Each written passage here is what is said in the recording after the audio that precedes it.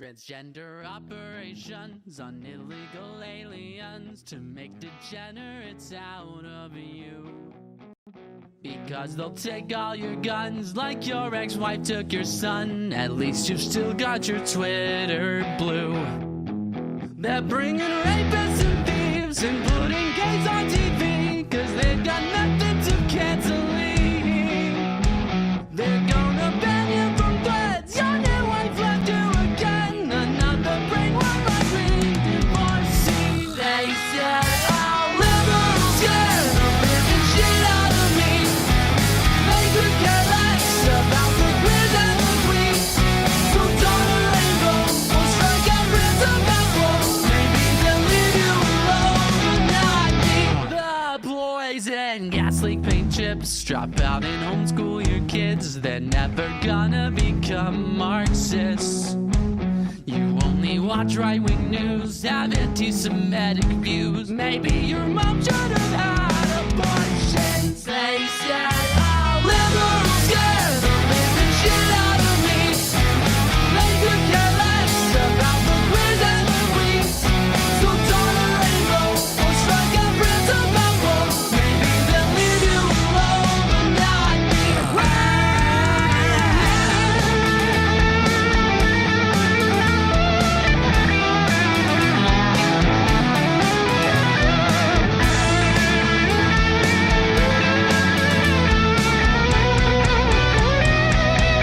They said all liberals scare the living shit out of me.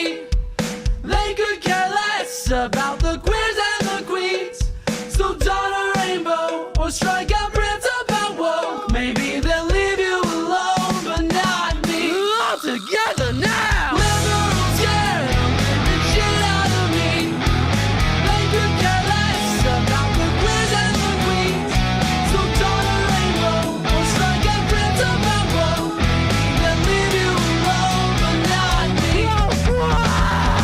Liberals scare the living shit out of me.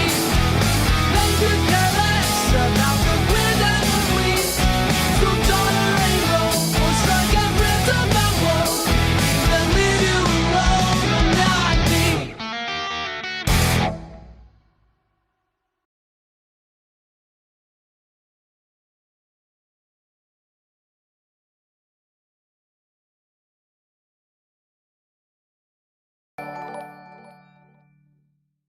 Hello, Oro? everyone. Hello, Oro. Hello, Paladin Lost. Thank you for subscribing over on Twitch. Hello, Erica. Hello, Explosion. Hello, Kraken Pill 2, the sequel to Kraken Pill 1, The Krakening. Hello, Blueberry Bumblebee. Hello, Beefy McSteak. Hello, Christinos. Hello, Shabriris. Whoa. Hello, Emily Sweetness. Hello, John Bogardus. Hello, Darth Gently. Hello, Rhapsody Septagonopus. Hello, Nyan Rat.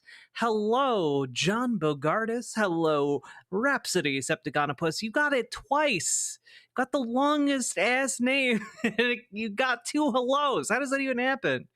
Hello, Charlotte Widnar's Pet Cat Girl. Hello, Andrew S. Hello, Banana Brains. Hello, Satanic Panic at the Disco. Hello, Twin Tails 100. Hello, Midor. Hello, Firecrafted Gaming. Hello, Spitfire. Hello, Enchanting Magi. Hello, Gamer G. Hello, Robert Adset. Hello, Polaire. Hello, Amber Brains. Hello, Vinny Vax. Hello, Droning Goddess. Hello, Jazz Dog, the jazziest dog I know. You do have to publish your new song. Hello, Salmon Moose. Hello, Trains and Bullshit. Hello, Mini Me. Hello, Zolta. Hello, one and all. Hello, Neko Taket. Hello, hello, hello. How we all doing? OMG, this reminds me of Imp Roll Call. I just say hello to everyone who's here at the beginning. Hello, worshiper of Olympians. Hello. I actually just started stream, but that triggered a memory hidden, embedded in my cortex of something I said I was going to do earlier and then never did. Hello. I will respond after stream. There you go. Cool. Nailed it. Did the thing. Hello, Lady Raincloud. How long until the billionaires start thinking about doing the funny thing to Trump with him crashing the market? Yeah, we're gonna talk about that. That's on the docket today, actually. Hello, Ella Rose. Hello, Ashley J. Curtis. Hello, Punky Gal. Hello, WJ Adam 024. But I need to take you guys down a little bit of a rabbit hole. Okay. I need to take you all down a bit of a Jimmy Pineapple. How could I have forgotten? Ella Gage. Hello to both of you as well. Hello, Comrade Girl. I need to take you all down a bit of a rabbit hole that I went down the other day because my brain is broken and the world is a mess. So obviously I have to develop a new fixation. And is that fixation on a conservative sitcom? Yes, it is. Is that fixation on assembling an entire season 1 of that show? What's a Girl to Do? Yeah, yes, it is. Have I gotten every single episode except for episode 5? Yes, I have. And I don't know where episode 5 is, but I'm coming for you, motherfucker. I'm gonna get you because I've found all the other ones. So if any of you have episode 5 or know where I can get episode 5 of What's a Girl to Do, y'all need to tell me right now. I'm done playing. Getting really politically nauseous. Can someone fire the good eye, golden eye, please? But I do have to take you down just like a little bit, like a little bit of the rabbit hole with me. Because yes, I did manage to find a place where none of the it was a difficult search for the other episodes of What's a Girl to Do that are not out there. But I found them. Found episodes 1, 2, 3, 4, and then episodes 6, 7, and 8 are available publicly, but I cannot find 5. However, silly me, last time I introduced this show, right? Let's just take a look here. I noted that they had a different splash art here. And, you know, silly me, I didn't read the fine print. And very specifically, the fine print here is at the bottom of this TV series and feature film. And you know, when you actually go take a look at the image here, well, you'll notice that the upload here is What's a Girl to Do, the movie. This is a poster for an award-winning film. And now this is my new white whale. My new white whale is episode 5 of What's a Girl to Do. And also the film itself. Because this apparently came out last year, and I cannot for the life of me find it. And I am almost on the verge of like shooting them an email to try and buy it to see if we could get our hands on it. Yeah. So that's a whole thing. But I am going to tell you something else that I found while going down this rabbit hole. And that is very specifically, there's a very thoughtful What's a Girl to Do mention in this article from 2016, which talks about the creator of the What's a Girl to Do, Janet Folger Porter, and how she is behind the abortion bills and the anti-abortion pushes. You found it? Bullshit. No, that's not episode 5. That is a clip of episode 5. I understand. I was also very excited, but that is only a clip of episode 5. The full episode, every episode is an hour long. Okay? Every episode is an hour long. However, I do want you all to know that I now have in my possession episodes 1, 2, 3, and 4 of What's a Girl to Do. And I also have 6, 7, and 8. I just need episode 5. That being said, in this article from Mother Jones in 2016, Janet Folger Porter is featured heavily, right? And it's basically an article about how she's absolutely, utterly insane, and super racist and bigoted, and all kinds of awful. She had a radio program in 2010 that was canceled by its Christian radio host because the radio show was too extreme. Do you have any idea how extreme your show has to be for it to be canceled by a conservative radio host? Do you have any idea? Anyway, if you continue reading down here, why yes, also she believed in 2007 that Obama's not a citizen, is a pawn of the Russian communists, and would likely meet personally with Osama bin Laden. And also has she literally believes Obama was building internment camps for conservatives, which, given the current trend of events, is ironic as hell. But let's she also believes that natural disasters are God's punishment for being gay. Just normal things here. But real quick here, we need to continue scrolling down because, hey, she has partnered with Mike Huckabee on several anti-gay and anti-abortion videos. Quote, like a tank in Tiananmen Square, the homosexual agenda has been running over people since Anita Bryant's courageous stand in the 1970s.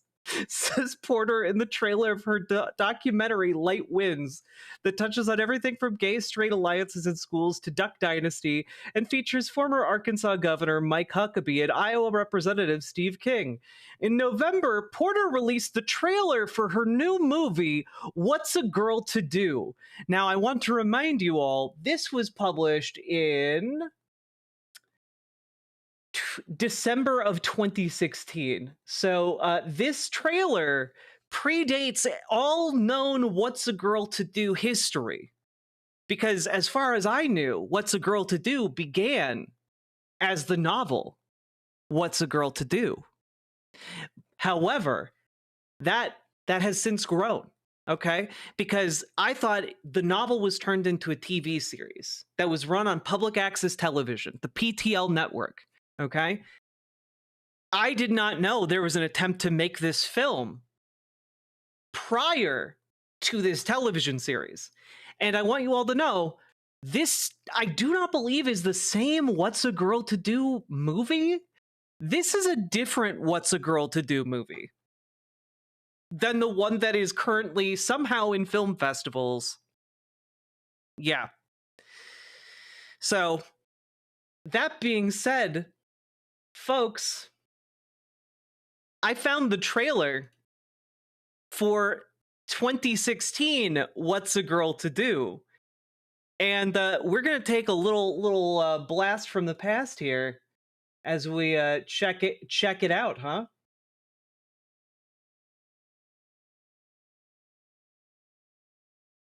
What's a Girl to Do trailer. She has been trying to get this off the ground for a decade at least.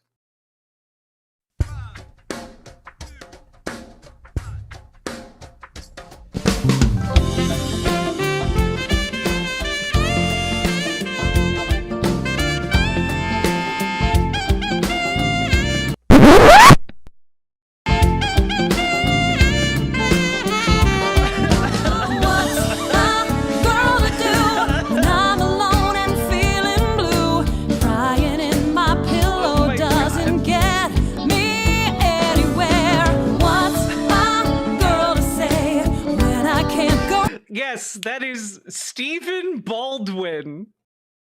That is Stephen Baldwin. So I think what happened here is going to start catching fire all over the country, and we're going to see more states do a bill like this. Then we're going to introduce a heartbeat bill to legally protect every child whose heartbeat can be detected. And that makes so much sense. Yeah, but could you get a bill like that through the Senate? They'll regulate abortion, but I'm not sure the Senate is willing to actually end abortion. Well, but that's what elections are for.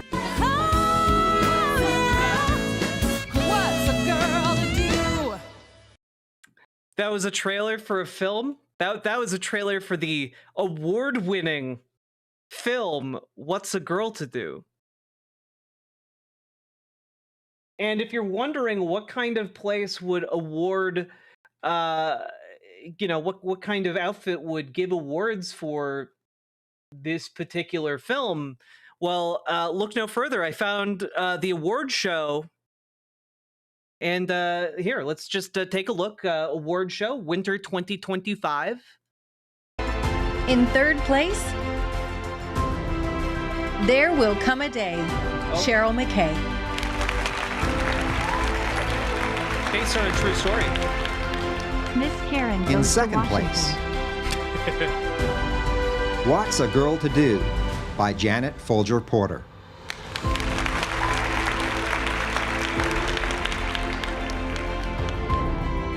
And the winner of Best Yeah, it wasn't even the winner in this award show that was watched by 84 people.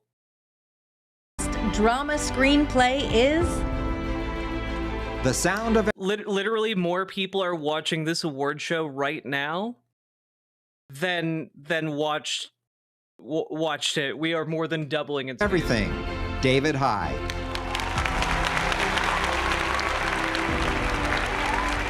The nominees for Best Faith-Based Screenplay are What's a Girl to Do, Janet Folger Porter. The sound. Yeah, you guys thought it was only up for one award? It was up for all kinds of awards. All kinds of awards. Sorry, I did want to just give you guys a sense of the beginning of this.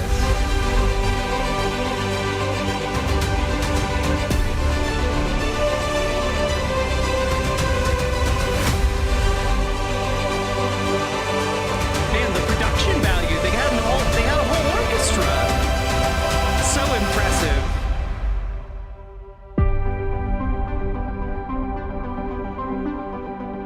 You know, I love when a professional award show uses Arial as the font to introduce it.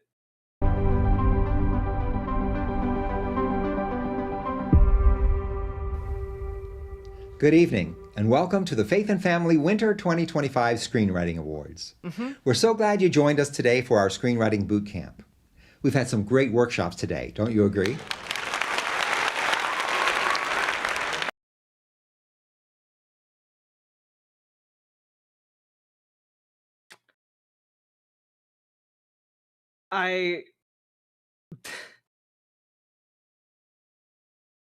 Well, we've certainly seen some amazing stories and great scripts this season.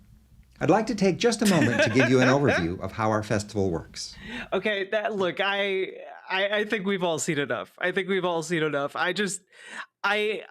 went down this rabbit hole and I really wanted to share it with you guys, and also to ask if any of you know how I can get a hands on this movie. Treble clef Okay? with staff emoji. What's the jack to do?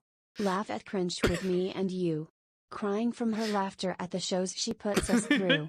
Dry your tears, take a stand. Resist the grift of the orange man. Oh, ooh, what's a jack to do? What's a jack to do? And laugh at cringe with me and you, crying from her laughter at the shows she puts us through. Dry your tears and take a stand. Resist the grift of the orange man. Ooh, what's a jack to do? Nailed it. Anyway, yes, I did fall down just like a deepening well of where can I find this? Where can I find this film? Like I can't find it anywhere. Um, you know, it's very sad.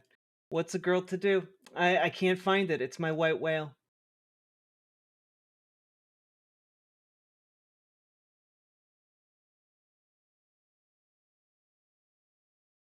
Ooh, what's a girl to do? Did you find her award ceremony? I did not. So the Best Screenplay Award winner goes to What's a Girl to Do? Play the song.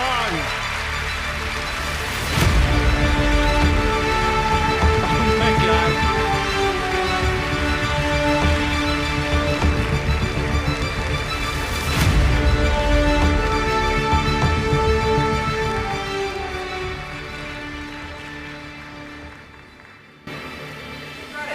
The honor, the glory, you know it. It goes to Jesus Christ, the author and the giver of life. But not the author of my hit new film / television sitcom series or my book, What's a Girl to Do? He's also the producer of the movie of our life. And if we make him the director, we get to live out his script. So the What's a Girl to Do movie is about how we passed the nation's first ban on partial birth abortion. It is also about how we got the idea for the heartbeat bill to ensure if a heartbeat's detected, the baby. Yeah, by the way, if you guys have been wondering, hey, who's it at least in part responsible for, you know, stripping women of their bodily autonomy in the United States of America? That'd be this lady. Babies Protected, which has saved stadiums full of children every year in 15 states and counting. So, praise the Lord.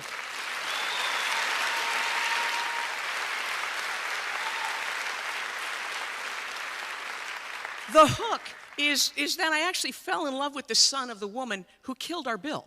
It's sort of like dating the son of Nancy Pelosi, right?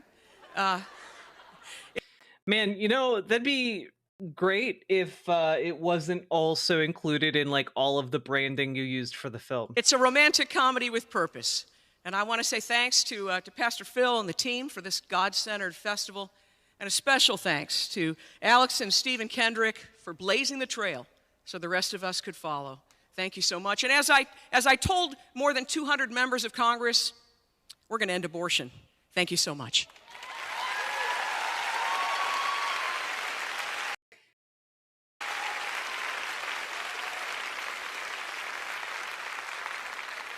Incredible stuff.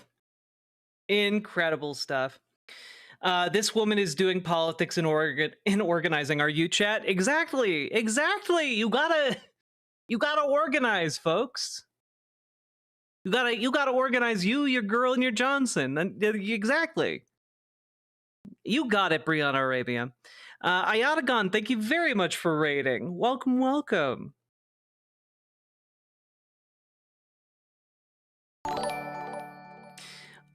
Sorry to derail. Time for great perspective, smiley face.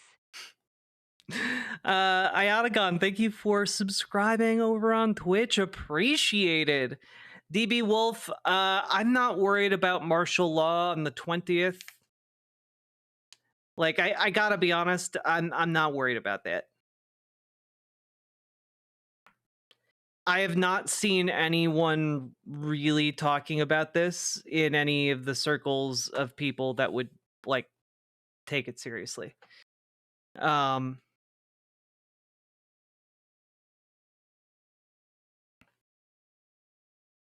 Like think about it this way, folks. They don't have enough people to like oversee the tariffs that they're implementing. They certainly don't have the forces or control or power necessary to do nationwide martial law.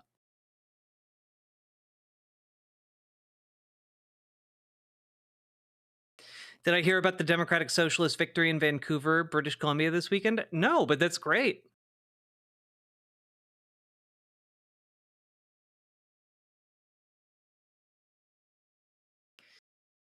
We have in my veteran circles, and we're not blowing it off, but we're also not panicked. Yeah, like I don't think logistically there's enough there, you know? Should we be worried if Cory Booker talked about it? Did he talk about it outside of his 25-hour-long speech? Because if not, I'm not too worried about it.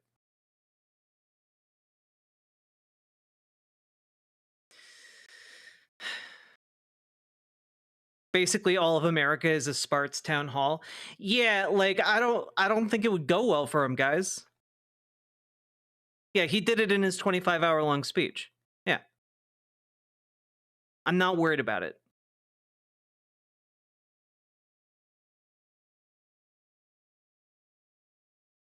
Did you see the picture I sent you of a rainy, windy, very cold protest? I did! Good on you for getting out there to protest today. Let's go! What should I not get for my... I mean, don't get a Tesla Cybertruck, but I'm gonna go out on a limb and guess that you weren't gonna get that as your first car.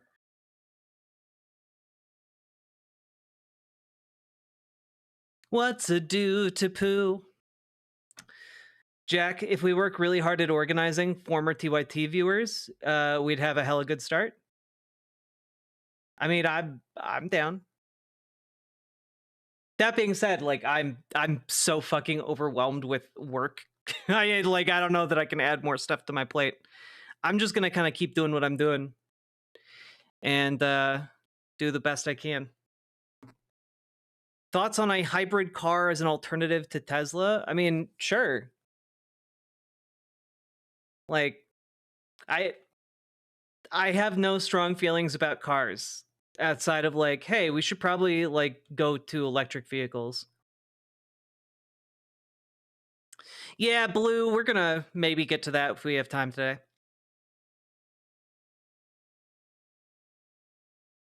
Can we get Cory Booker to talk about Taco Bell getting rid of the sliders?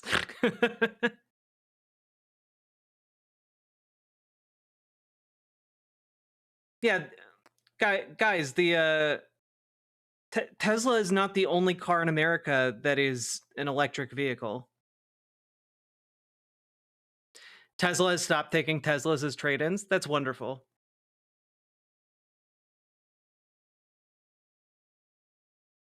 Keep covering the never-ending TYT down spiral and the viewers will come naturally.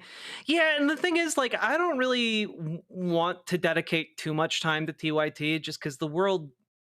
So much is happening in the world that is bad that I need to try and dedicate time to. But, like, at the same time, y'all do watch that shit. And, two, they're doing really bad advocacy for awful ideas. Like, Anna Kasparian going on Megyn Kelly's show is, like, fucking indefensible. Like, damn, girl. Stop licking boots.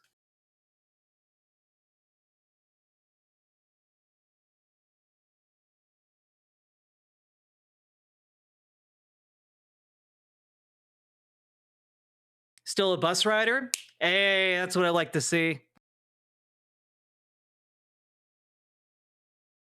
Damn, Rivian's offering a full blue book value on Teslas. That's a pretty smart move. All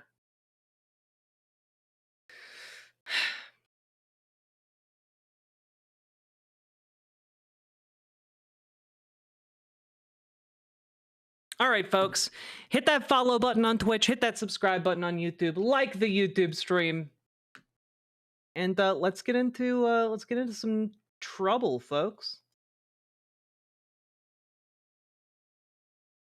All right. I did a lot of work today.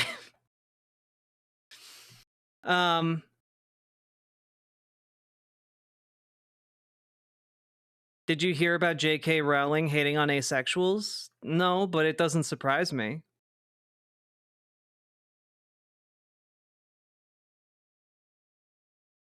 Global market collapse. Yeah. Did you? I did not skeet the stream. Thank you for reminding me. Hi Jack and hi chat. Lady Can Raincloud. you please tell Mi Pequeno Michi not to leave? I know you don't take dance requests, but I really need Dream Daddy at this moment to dedicate this to Marcelo. I don't know why you keep requesting Dream Daddy. That was a one-time like thing, but thank you for the $5 dono.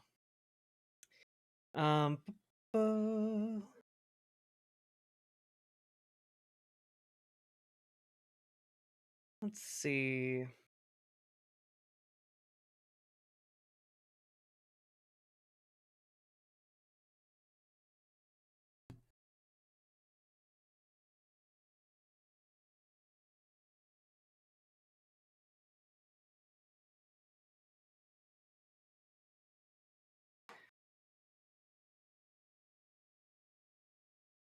Hey, the world economy is burning.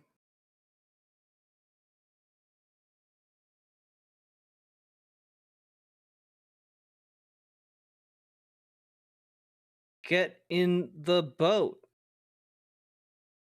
Twitch, YouTube, and riverboat.gg. There we go. Nailed it. Oof. It looks like they pulled the episode probably for being too controversial or some BS, and the internet didn't give a fuck about saving it. Yeah, but like they must have really, really pulled it because like I couldn't even find it on like their hosting site, which wasn't super easy to find. Like they pulled episode 5, probably for being too controversial or some BS, and the internet didn't give a asterisk about saving it. I give a fuck. It must exist somewhere. Aw, Blue, thanks for the $2 super chat. I appreciate that and the compliments.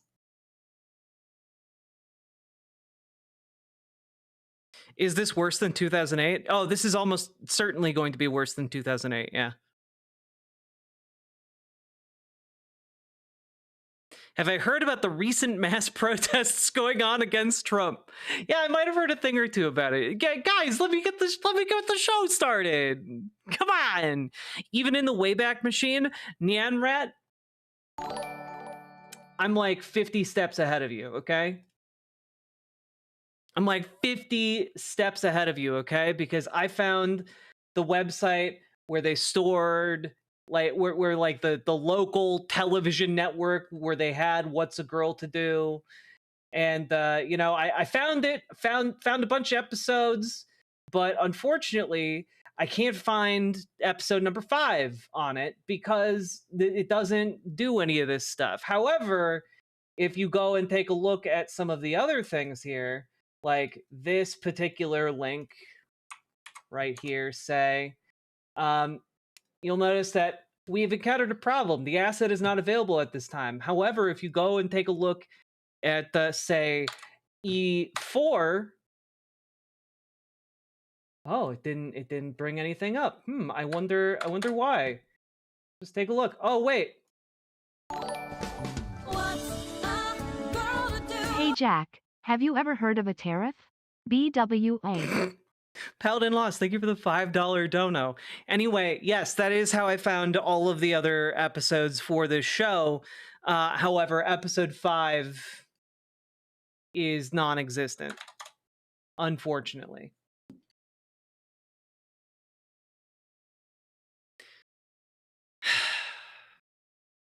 The show is of the devil. It is, but that's why we need to get all the episodes to contain it. It's like it's like a cursed pirate treasure.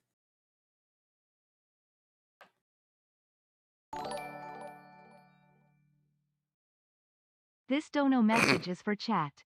I'm cursing you all for voting for the PBD segment from the other day. Madge. I'm sorry, Two Dad Smoochin. Also, over in YouTube chat, just as an FYI, we added 3 new emoji because you guys have enough membership, but you guys have earned yourself Peepo Egg, Salutes, and Cedar Smile. There you go. You all, if you are a member over on YouTube, you can now use those 3 emotes.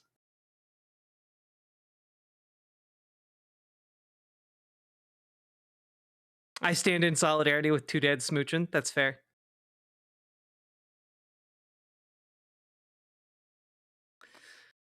Went to my first protest Saturday. Hell yeah, one-eyed heathen. I went to my first protest Saturday. I was a brave boy and struck up conversation with strangers. Good job. Thank you for the $5 super chat.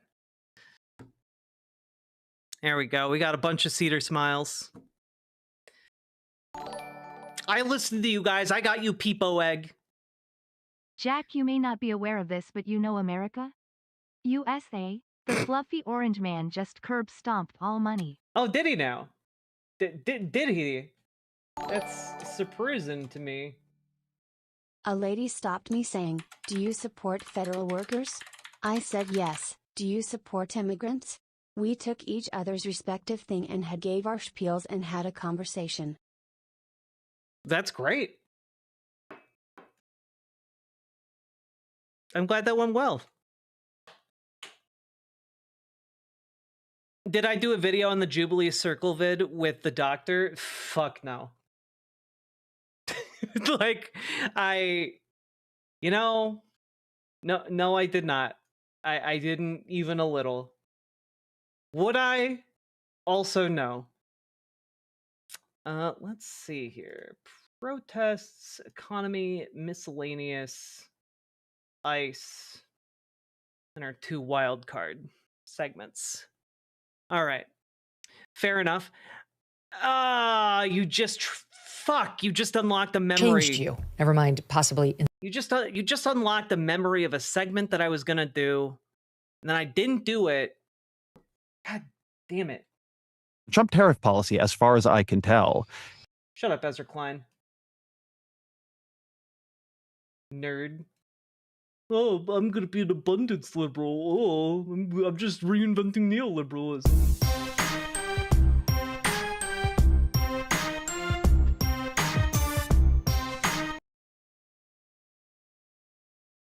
You're a real one if you know what that's from. All right. Carpet Packs. Hello.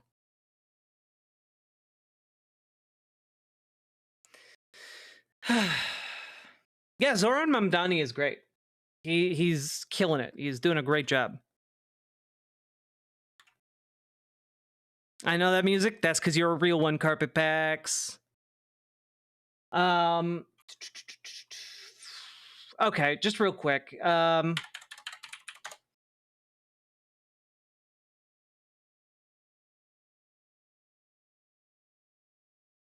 God, this is going to be so painful. Sure. And yet, I must. Like, what's the... Ba-da-da-da-da-da. Ba-da-da-da-ba-ba.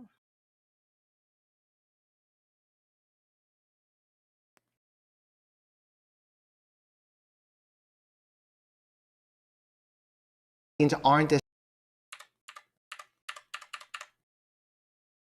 cool.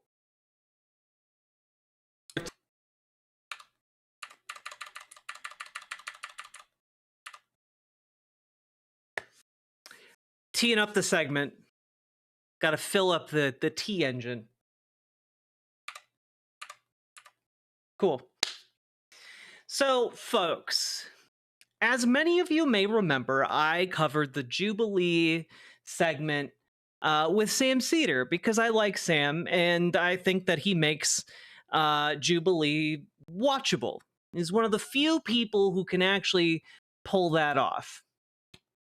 Well, I just want to refresh all of your memories about one particular seggy that was one particular segment that stood out. Let's take a look. Hey. It's nice to meet you. Nice to meet you. Okay, so I would like to touch on the religious fundamentalist aspect. Yeah. Are you an atheist? I'm a Reformed Jew. I don't have a strong belief in the existence of God, but I don't think that religion in and of itself is bad. Okay, so what's wrong with the religious fundamentalists? So like when you said again, this was to the question, unless you're a billionaire religious fundamentalist or a xenophobic nationalist, voting for Trump was a mistake, right? Let's continue. Keep in mind that this guy's name is Eleazar. Trans rights and women's rights or something like that? Well, the problem I have with religious fundamentalists, and really more, I guess it's really theocrats, is that they want to impose their morality that comes from their religion on the rest of us. And I don't. But morality, from your view, is going to be a preference, right? It's not morality; it's a preference. So morality without a foundation is going to reduce you to a preference. Well, I have a foundation for my morality. Which is what? It's a humanist vision of what basically creates. Yeah, a basic utilitarian sense. I'm going to go out on a limb here, Sam. I'm going to go out on that limb because I've seen this segment before. Almost like we're going somewhere with it. As little suffering as possible for as many people. Okay, so you're like a consequentialist? Utilitarian? I don't really bother myself. I don't really give a shit. Yeah, pre-watcher, right? Yeah. Well, what I found interesting was that this guy who's arguing in favor of religious fundamentalism and whose basic point and premise here in this segment is basically, is being a religious fundamentalist even that bad? Because, I mean, you have true morality backing up what you're saying as opposed to just a preference. And so, like, it's obnoxious, right?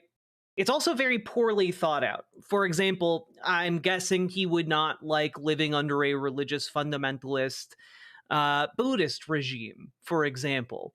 I'm guessing he wouldn't be a fan of that because to him, that would be a wrong preference because he has the only true morals, right? No. It's not even unless you're a religious fundamentalist, you don't have morals. It's unless you are a religious fundamentalist of my kind, you don't have morals. There you go. So anyway, I was, of course, not planning to talk about this at all, but then one of you chatters reminded me that this existed. And it reminded me that I'd been watching through this anti-vax segment because it was genuinely too stupid to show on stream, and I needed something to listen to while I was on the treadmill. And first of all, it's insane. And this is exactly why I think that we cannot really engage with these people because I think it gives them undue credibility. And what do I mean by that? Well, I mean, when you engage with one of these people, you might be forcing others to engage with them as well. And what do I mean by that? Well, watch for literally 2 seconds. Okay, I appreciate that. Thank you. Hell, 4 seconds. Sorry. Hey, Dr. Mike. Eleazar. Pleasure. Nice to meet you. Nice to meet you as well. I was actually binge watching your videos this week. He's back. As an anti-vaxxer. What a shock.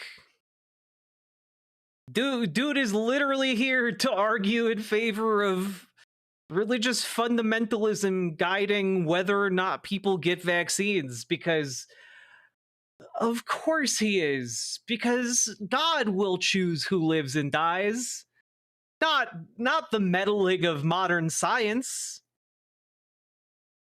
God damn it, I hate these thought-terminating cliches.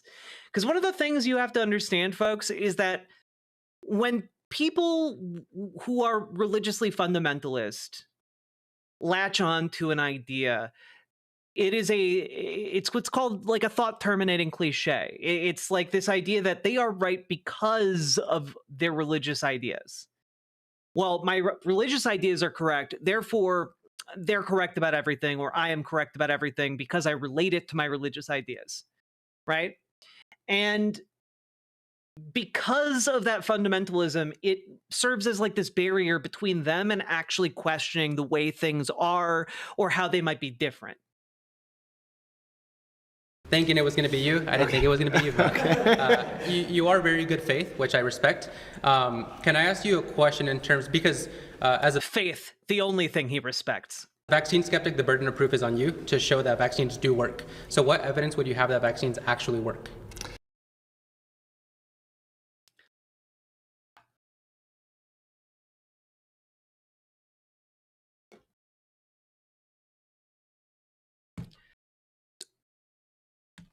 I don't know, dude. Do you have to worry about cowpox anymore? Wait, hey, when you were growing up, did you have to worry about polio?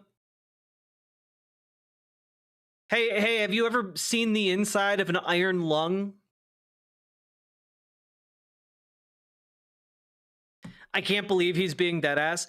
This is what thought-terminating cliches lead to, folks. You know? My dad was a fundie, and it was like talking to a brick wall. Yeah, because fundamentalism is the death of curiosity. Like, genuinely. Instead of funneling your curiosity into like how things work and why things are, you funnel that curiosity into the theological ins and outs of your given fundamentalist religion. And that can be interesting for sure, and it can take lifetimes. But if it's preventing you from being able to question things outside of your religion, then like it is not good for you. So Or vaccines, unlike other drugs, and there have been claims made about this in the wrong direction, where people say that vaccines aren't as tested as, let's say, pharmaceuticals. Mm-hmm. Because vaccines are given to healthy people to prevent disease, we test them an incredibly higher amount than pharmaceuticals. So that means pre-market testing before we bring them out. That means while we give them and after. We actually have a system called the Vaccine Safety Data Net. Mm-hmm.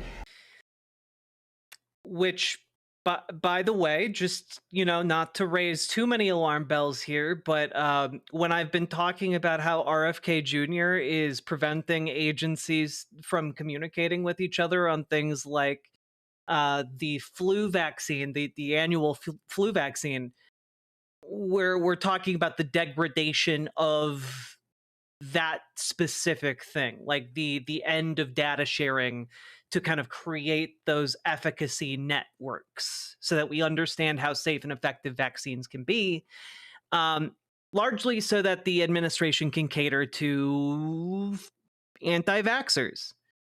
Their solution to the anti-vax solution to there being too much evidence for the efficacy of vaccines is simply to destroy the collection of evidence for the efficacy of vaccines. That monitors millions of doses of the vaccines to see if a pattern gets elucidated through giving the vaccine. So we have all stages of the vaccine process monitored because we are trying to do our best to make sure that we help children and adults when they are due for a vaccine. Okay, so you just, at the end, you said it pretty much sounds like you have to have a good intention. For example, we're not in the labs actually seeing the vaccine process or the clinical trials, so we have to just take the expert's word and trust it, right? You can read the research papers, man. It's called peer review. This is the basic tenet for how science works. Like, I don't know if you believe this, but if you don't believe this, but you believe everything about science and physics that you've ever heard about, then like, well, that's a dangerous road to go down because this guy probably doesn't believe in science and physics and whatnot. Well, when you fly in a plane, you're not in the cockpit. Right. So we put our faith in that. So you would say that we just have to put our faith in the experts, correct? Yeah, you put your faith in a pilot, right? Correct. Okay, so this would require, number one, a good intention. So they have a good intention to help people, to make their lives better, and also they yeah, the pilot has to have the intention of wanting to land the plane, yeah? have to be ethical. Is that correct? Those are reasonable things, yeah. Okay, so if they fall outside of the purview of those two criteria, would you say it is reasonable for us to be skeptical? I think it's reasonable to be skeptical at any moment.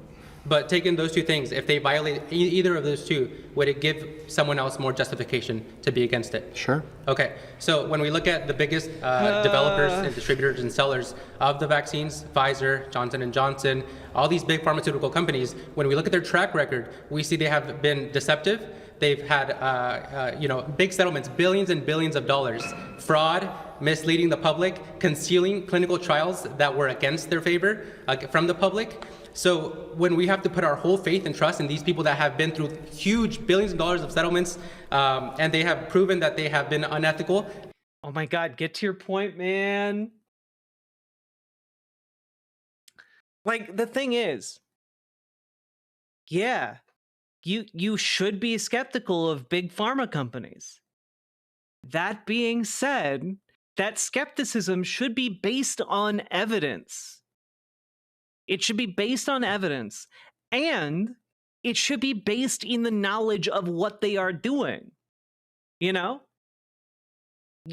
This is why you need peer review. This is why every single one of those companies does peer review. They have scientific researchers that show that. They show their work.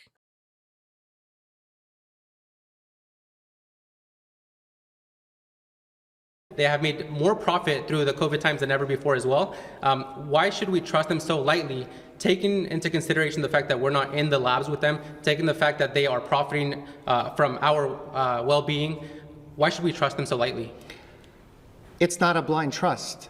Who you're trusting is the independent reviewers that review the data that they put forward. Okay, but is this political or is this science? Health is as much public health as it is individual health. Okay, but would you say... but is this politics or is this science? It's both, because science is political. Like, the idea that, like, scientific advancement or what science gets funded, or, you know, what the application of science is, etc., is political. You know, like, that is what it is. But it's like, it's not an either or. And by the way, science has always been political. When you say political, you mean bad, right? I mean, I think when this guy says political, he means bad. Yeah. Say guys like Dr. Peter McCullough or Dr. Rich, would you say that they are probably not good experts that we should adhere to? I don't know who those people are. So they're very anti-vax, or they've provided solutions like hydroxychloroquine, ivermectin, and they've stated over 200 peer-reviewed studies from different types of trials showing the efficacy of those kind of medications that are alternatives to COVID or the vaccination. But what I'm kind of getting to is that we're supposed to trust. Yeah, there's a lot going on in what you just said. Like, sorry, over 200 different trials?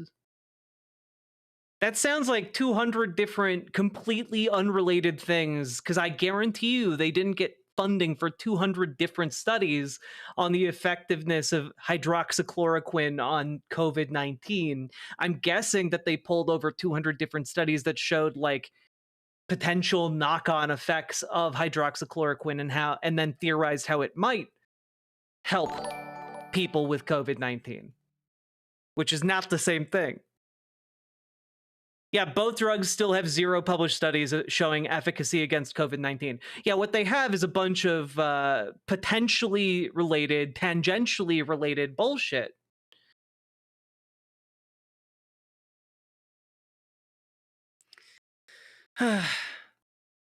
Ask Galileo about science being political. Exactly, media breakdown. You get me. This specific agenda. So Pfizer, WHO, which once again, if we look at the track record, they haven't had a great track record. So it sounds like to me it's more... The WHO hasn't had a good track record? Do continue. Explain more, sir. more of a political thing instead of a science thing. When you guys say trust the science and trust the experts, you actually mean this group of experts. Because whenever big experts like RFK, even if you want to say he's not, there's nothing that shows that hydroxychloroquine is an effective like treatment for COVID-19. Just as an FYI, folks. Doctor, he's not licensed, but his friends, Peter McCullough, Dr. Rich, they are great experts. They've had some of the most reviewed studies in the medical field. I don't see why we. I'm gonna call bullshit on that one. That doesn't.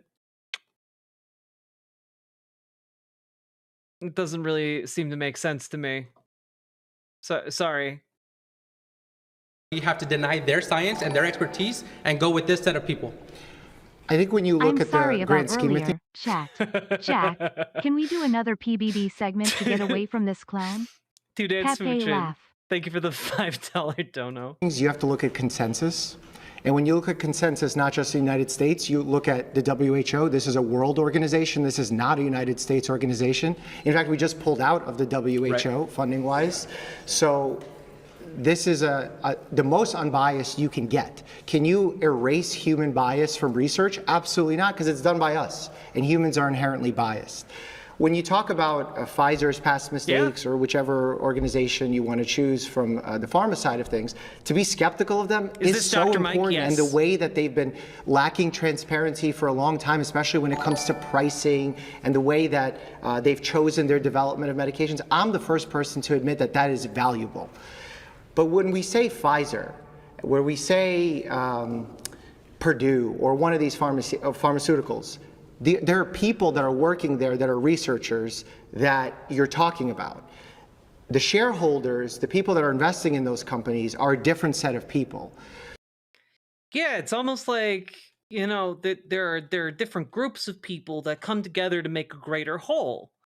You know, kind of like a country. You know, just how social groups work even. So when we get data from Pfizer and is brought to the advisory committee in the CDC or the FDA, these are independent bodies that are trying to verify through a peer review process if that is true. They're trying to do their best. I just, you know, like at a certain point, right? Like, at a certain point, we just need to acknowledge when we're talking to someone who is utterly and completely convinced that they are correct in like whatever capacity, whether it's political views or like fundamentalist like religiosity or whatever, we need to really recognize that somewhere along the road of like the building blocks of their knowledge, they didn't get a necessary component internalized. And like that missing component causes a lot of knock-on effects. Like, for example, or at least I hope so, like for a lot of anti-vaxxers, they don't know what peer review is. They think, oh, a scientist just runs tests and then publishes the results of that test, and that's science. But like that's not it at all. There are so many steps between doing your experiment and then like getting those results recognized within like the global scientific ecosystem. Okay, how do we deal with them? Well, honestly, my suggestion is you start from literally like, you make no assumptions about where their understanding is. You know? Make no assumptions about where their understanding is, and then you like build up from there. Now, as someone who does an online show, would I bring people onto my show and debate them about it? No. I don't think that's a valuable use of my time. However, I know that many of you know people like this. I know that many of you have argued with people like this, whether it's in terms of anti-vax, whether it's in terms of like politics, what have you. And like just a basic understanding that somewhere, somehow, there is a deep and ingrained misunderstanding that needs to be addressed before you can address any of the knock-on topics. You need to figure out what that is.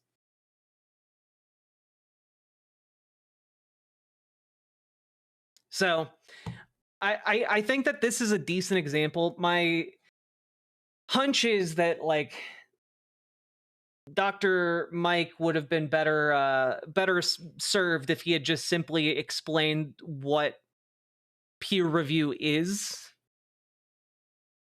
after that guy just talked about like corruption in medicine or whatever. With the knowledge that we have. Will we have perfect answers? Will there be mess ups? Absolutely. But that doesn't mean you just throw everything out the way and say, hands up. Hey, Jizor, thank you for the 3 tier 1 subs. I appreciate it. See, the problem is they aren't looking to have it explained. Arguing with them is just for the other people witnessing and or for yourself. Well, yeah. That is exactly it. The entire point is that like I, as someone with a platform, have better uses of my time than to like platform folks like this. You guys probably have better uses for your time too. Your uncle here to remind you. Drink water and exercise today. I love you and I am proud of you. Stiff upper lip, buddy. Ah, Simric, thank you for the $5 super chat and the water reminder. That being said, like, we can't just sit there and let them continue doing this. Sure you can. They're doing it to a room of like 5 other people. That being said, if you are concerned about these people growing power, what you need to be doing is out-organizing them. Out-organize these people. Get more people engaged with pro-vaccination. Get more people engaged with your local Dems, your local DSA, etc. Like, that's the name of the game. Darwinism will sort all these people out. Well, the issue with that is that, like, what these people do in society affects all of us, you know?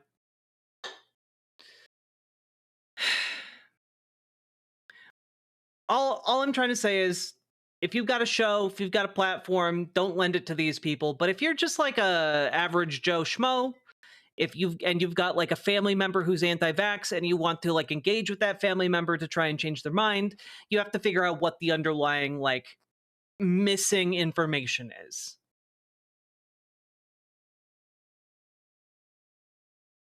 We can't be proactive, we can only be reactive. That's literally not what I said at all.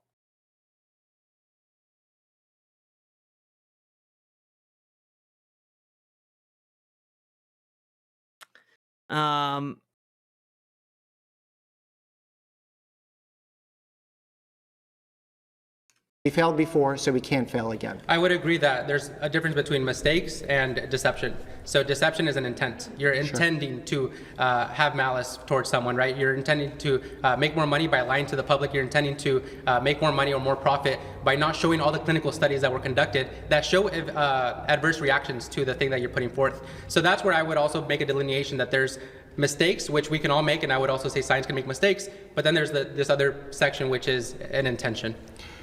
How do you judge intention? That's the thing is with these kind of companies, we have to assume good intention. All right, sorry, you've been. I mean, you don't have to assume good intention. You can just assume like the profit motive, generally speaking. It's not in their best interest to just sell rat poison to everyone, for example.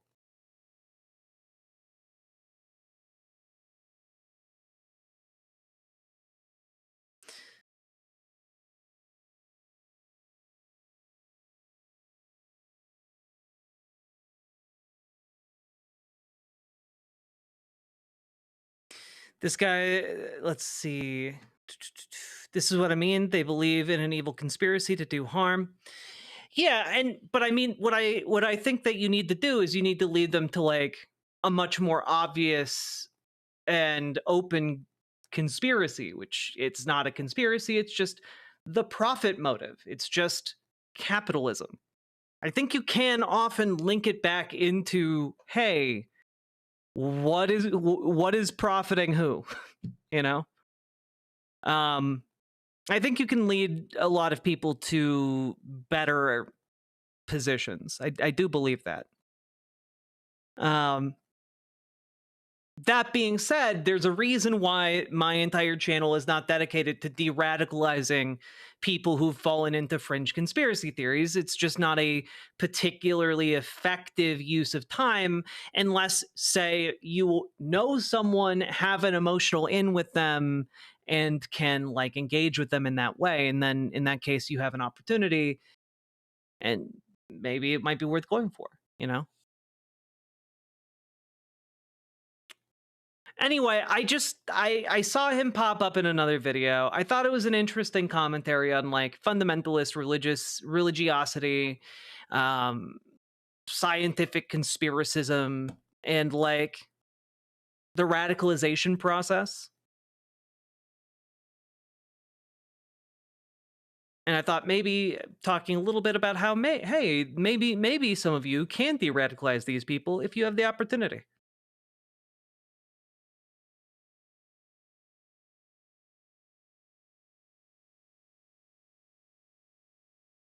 Well, yeah, literally almost every single person on Jubilee is like a clout goblin for sure. But like, again, the entire point of going on Jubilee is not to convince the person you're speaking to.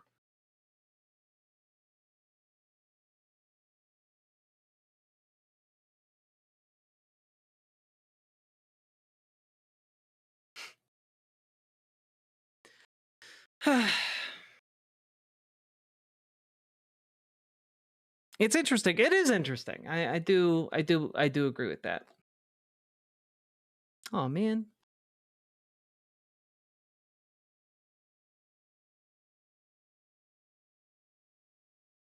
Wait a minute. Why is my soundboard not working? Harumph.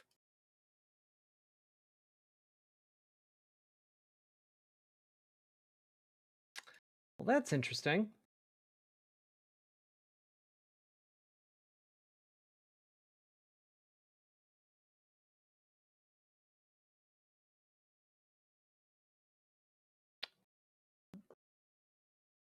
Hello, Stream Deck.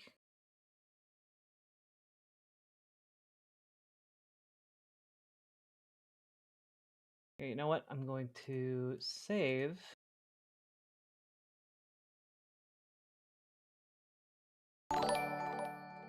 Andrew S., thank you for the $5 To dono. explain to my family, I work in quality control. I just explain how rigorous the audits are when the FDA visits manufacturing sites.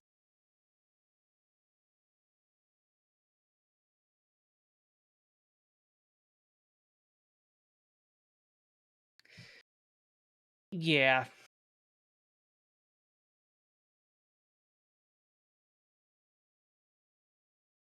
Why can't I play the are they all? Oh, that's sad.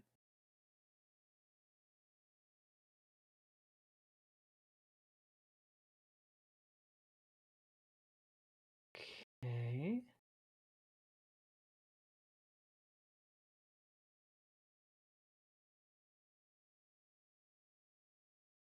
That's interesting.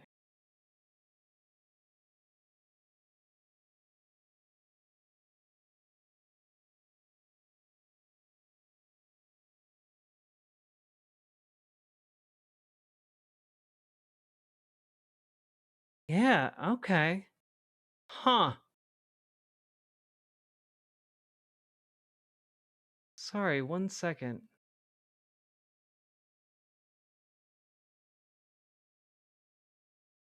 You look like a bitch. Okay, so that still works. All right. I don't know what is happening here, but let's so install the update.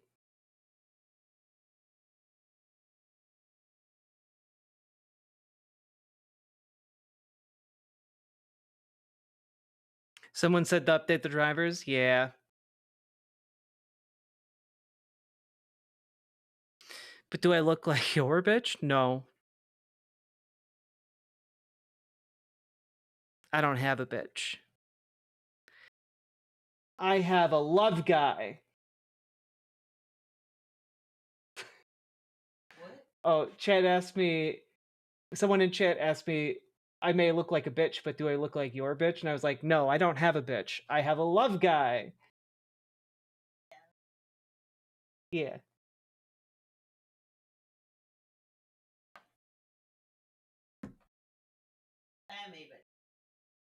That bitch. Oh yeah, that you are that bitch. Yeah. Clarice is there? Yeah.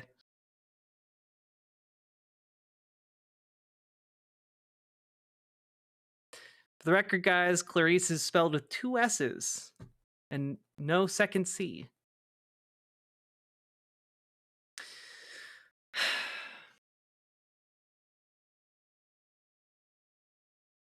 Sorry, I'm trying to the segment's done, everyone. I'm just trying to restore order. Trying to restore order to the stream deck.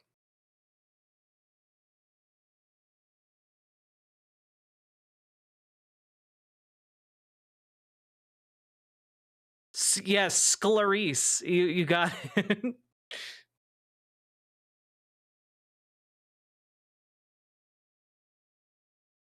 When does the underwear line come out? Good question. The tariffs are fucking us up. Okay, the tariffs are stressing us out. Yeah, stressing us the fuck out. But we should it should still happen. It will happen. Yeah. Will happen. Will happen. Okay. We already placed the order. These panties coming. Okay, that's fair. Yeah. I already paid them. These panties.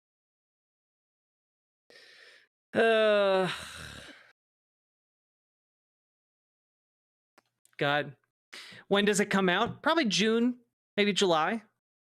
We're aiming for June though. Okay. It's still not making a noise. Why not? Devices.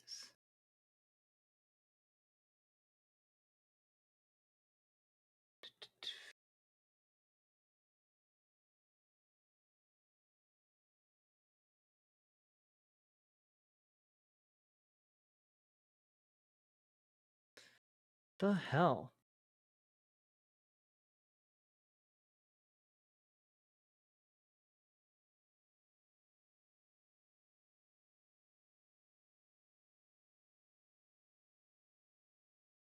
Oh, the output? Oh, maybe there we go. Let's try it again. No, did not work.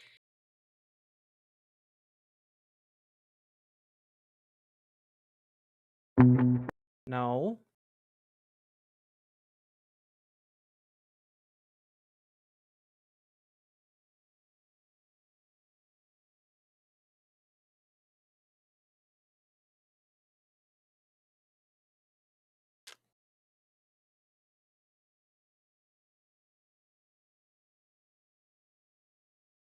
Oh, what the fuck? Really?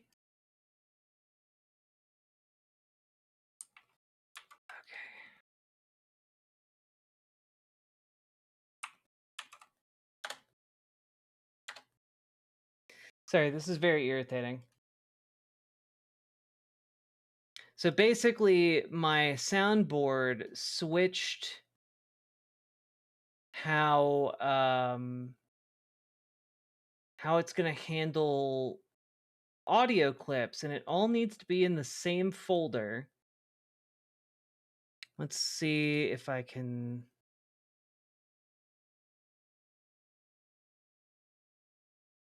Why is it like this? I know this is riveting stream. I'm not built to suck your dick. Yeah. Take me to that folder. Damn it. All right. Do I have to like reset up all of these? That sucks. But here, let's just try.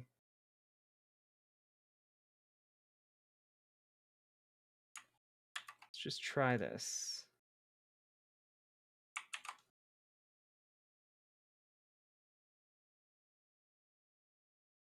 No. Still not working. So that was not the issue.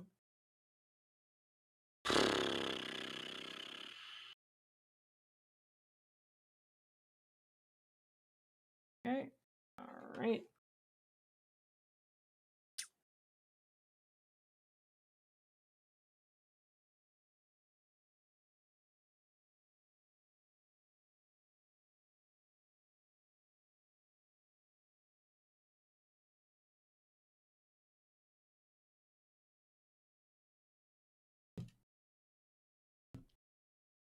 God.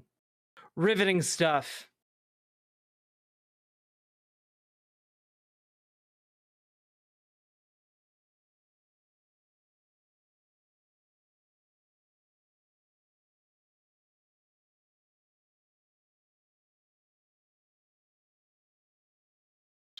Cool. Love this. Love this not working.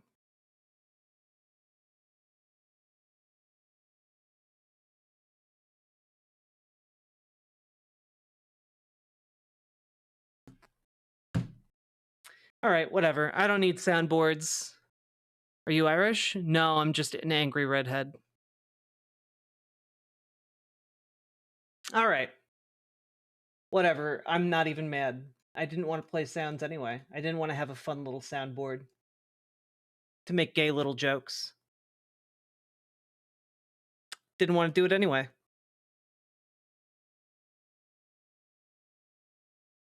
Nope. Not even Madge. Not even Madge.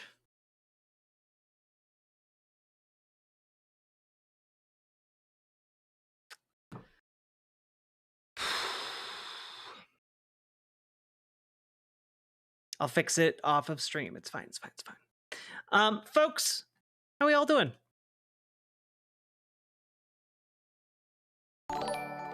Yeah, I don't need any soundboard. Not like that hack Just RM sitting Brown. here with an ice pack on my eye. Happy to hang out with Jack. Oh, SSV Cloud. Why do you got an ice pack on your eye? That sounds mighty unpleasant. Sorry to hear that. Your birthday is St. Patrick's Day? That is the most Irish thing ever.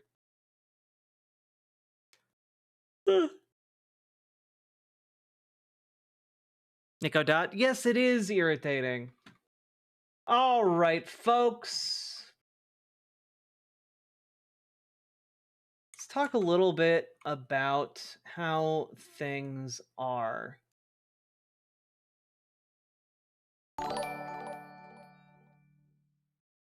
Transhumanist reporting in to support one of my fave transhumans. Smile. Hey, Spookamus, thank you for the $5 super chat. Love that for us. Let's see here.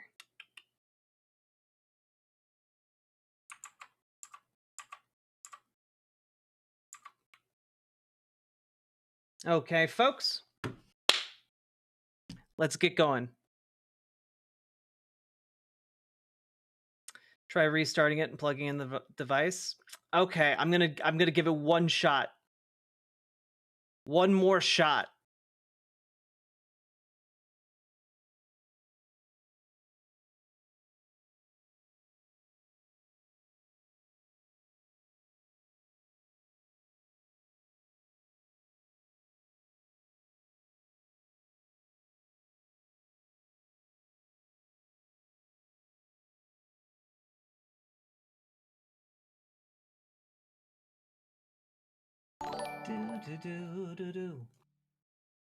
Everything is blue in this world, a deepest shade of mushroom blue, all fuzzy, spilling out of my head. Hey, Salmon Moose, thank you for the tier 4 sub. That is the kind of big BWA energy I, personally, Riverboat Jack, like to see. Thank you so goddamn much, friendo.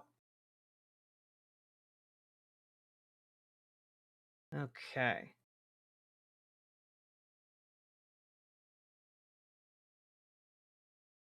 Quit Stream Deck. Let's try that again. Just really like girls. Nope.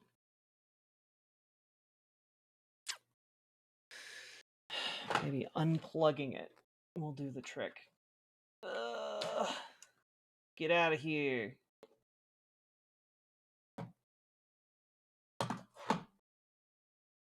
That's right. Nope. That did not work. Oh well. Okay, we gave it a shot. I'll figure it out after stream. That being said, folks, everyone needs to bow down to Salmon Moose as a tier 4 sub haver. That's just the rules. Tier 4 subs can treat you all like feudal peasants. That's just how it works. I'm sorry. I identify as a Joe Cat American. Fair.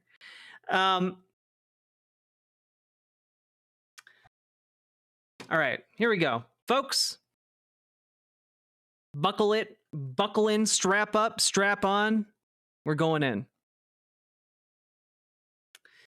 So, folks, there was a bit of a protest event over the weekend on April 5th. You know, some groups came together and did some protests around the country.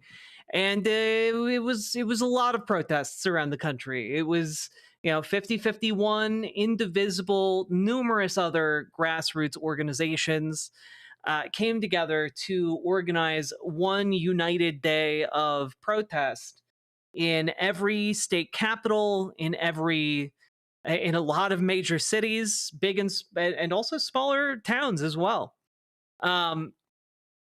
But it was truly incredible. And I want to start out stream today by talking about this specifically because I think this is where people need to be putting their energy. People need to be putting their time and energy into this kind of event and organizing, largely because this is what's going to save us, folks. I made the local news. Central Leo shout out for being angry. I feel genuine rage in this farm town. It's inspiring. Heck yeah, Dare Dragon Warrior. Thank you for the $20 super chat, but it's true. People are angry. And I want to really emphasize that for the rest of what I'm going to be talking about tonight, I want you guys to keep this level of anger where people were at on April 5th, 2025. Keep that in mind, folks. Okay? Because things are not going to get better anytime soon, and people are just going to get angrier. And I want you to understand that as we continue forward, because this surpassed my expectations. The mass organizing surpassed what I thought it might turn out to be. And this is great. So here was Philadelphia opening.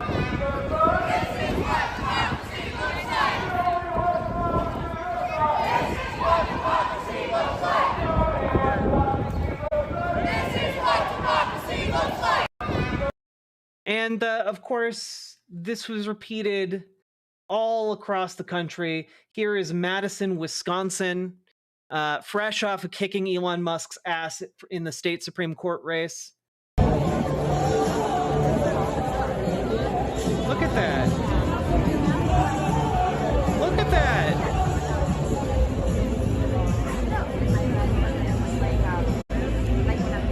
Just absolutely killing it. Like, shout out to Madison, right? You got Ukrainian flags, you got American flags, you got trans flags. You know, you got some classic signs and you know some new ones. You know it's bad when the introverts are here. Frowny face. And yes, it is bad when the introverts are here. Do you know how much it takes for us to get out of our little cozy holes? a lot. Okay. Mithril, thank you for the being a member over on YouTube. Appreciate you. Okay. You got think pieces going up. My Trump-loving Massachusetts hometown just showed the hell up. Marshfield votes more red than Massachusetts does overall, but their massive protest on Saturday suggests Trump might be changing that. And like, dog. Even my rural red state protest had a bunch of people show up. I tried to hide my power level and was immediately humbled by old ladies openly Fed posting. Yeah. People really are pissed as hell. Yeah, people are pissed, guys. Yeah, here, in 2016, then Democratic nominee Hillary Clinton decisively won the state in her face-off against President Donald Trump, earning nearly 61% of the vote. But in Marshfield, a suburb of 25,000 people located about 30 miles south of Boston, where I spent my childhood before moving to New York City about a decade ago, the race went almost exactly down the middle. Clinton won 47.5% of the town, Trump won 47%. And then it went majority for... yeah, 47% of the town voted for him, 51% voted for Kamala Harris. But yet here we go. So I just left the Marshfield protest. It was way bigger than I and a lot of the attendees expected for a town that's a little bit more red than Massachusetts overall. But people were really concerned about such a wide variety of actions that Trump and Elon have taken, from the Doge cuts to attacks on Social Security, attacks on libraries and public education, the dismantling of USAID, attacks on women's health. It's terrible. It's terrible. This world was built in 80 years. We've been creating this, fostering this relationship with other countries that we want to keep. I am here because somebody has to stand up for the way our country is being destroyed. I came because I don't want them to take away the Social Security that we already paid. Jesus. Stealing.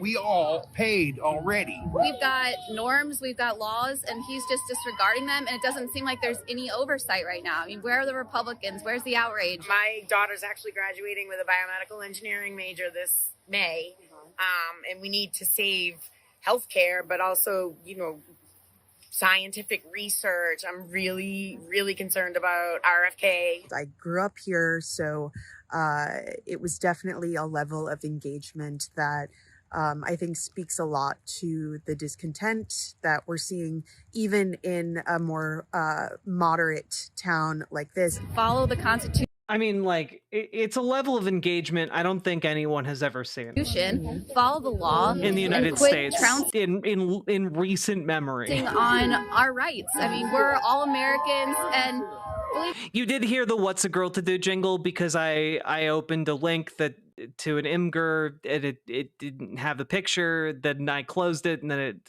triggered a YouTube video. Don't worry about it. Believe it or not, everyone out here is fighting for everyone's rights, Republicans or Democrats. I used to be proud to be an American. Now I am not. And like, a lot of people are really angry, guys. Like, a lot of people. And hoi polloi, thank you very, very much for the $5 dono. I tried to look at your link, but unfortunately it is not functional. You can try it again, of course. Yes. We got people turning out to protests, even though it's all rainy and sad. People still getting out there in Dayton, Ohio. You know? Folks, it's all still happening. See if maybe I can I fix this? Can I fix the Imgur link? No. All right. Cool. Here. Let's try it. JPG. There we go. Look at that. Local hands-off protests on Saturday, holding the hands-off USDA school lunch sign, leaning over because the tall guy decided to stand in front of me. Hell yeah, that's what I like to see.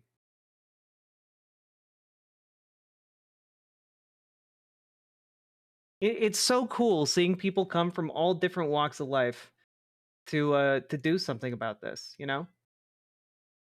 Here is a turnout from St. Augustine, Florida, which is a town of 1,400 in a red county in, again, the state of Florida. And, well, a lot more people turning out to some of these than you would think. They literally had a Trump marionette ready to go for that one. That is a level of dedication that I don't know where it came from.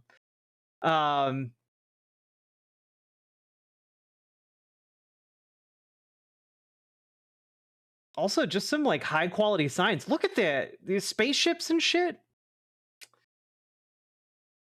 Y'all get so creative with your protest signs. It's Fire Rises IRL. It really is. It really is. Hello, Will Kale.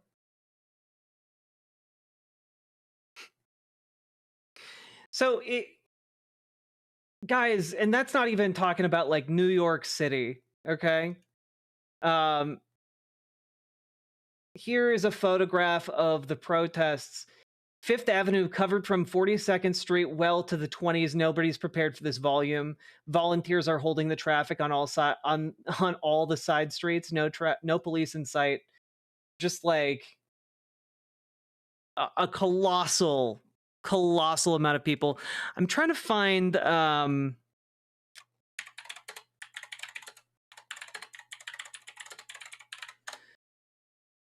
there was a really good video. It might have been this one. Yeah, here it is.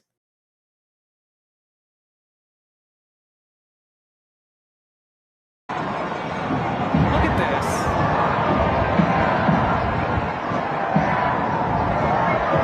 Just to give you guys an idea of how many people are out there. Look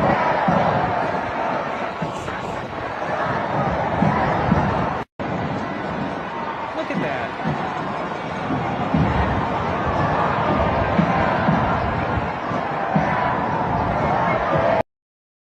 Impressive as hell.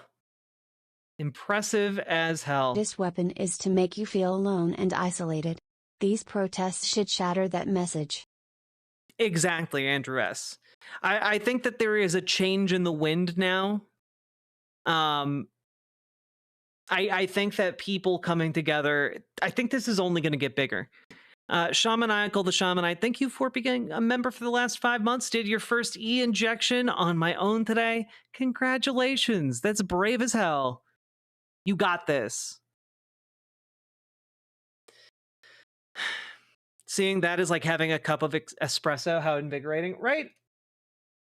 People are fighting all across this country. Here's a... Guys, this is taken from a protest in Vermont.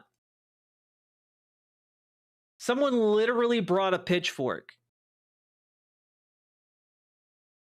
Literally brought a pitchfork. People are aroused. I have never seen people so aroused. Right? The people are indeed aroused. But here's a North Carolina town. Okay, wanted to show this. Okay, this is the town of Bolivia, North Carolina, and it's a town of 227 people in North Carolina, and it looks like literally everyone in the town showed up. Like, damn. Oh, okay. People are going hard. That's so cool. Yeah, you guys are not alone in feeling angry as hell. You know, like, people are out there. They are gonna do their best to like stop this from happening. And the best way we can stop this from happening is to continue to organize and to make these protests constant and bigger. Constant and bigger. Okay, here's Utah. Utah, absolutely massive. In fucking Utah, guys, look at this. Look at this. I said this at a I said this on Blue Sky, but like if I were a Republican politician right now, I would be shitting myself. Not just about the size of these protests, but where the protests are taking place, where these are coming into being. Here is from Ohio, people turning out.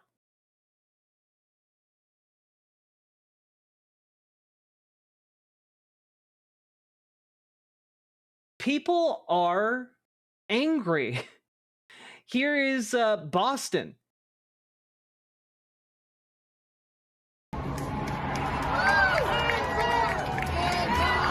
Democracy, hands up! Hands up! Our social justice, hands up! Hands up! We gotta be hands up! Hands up! People, hands up! Hands up! Hands up! Hands up! Hands up!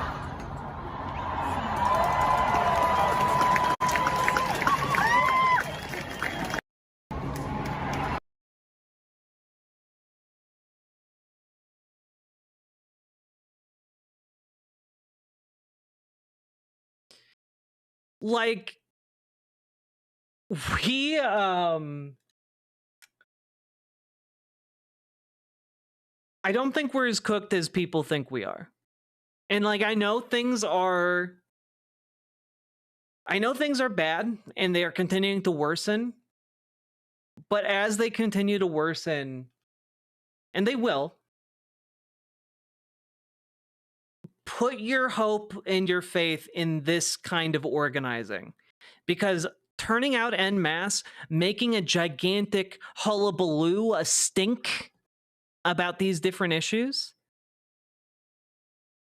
it will make all the difference in the world. We're going to talk about different cases throughout the night of places where it made a difference and how organizing has helped and will continue to help.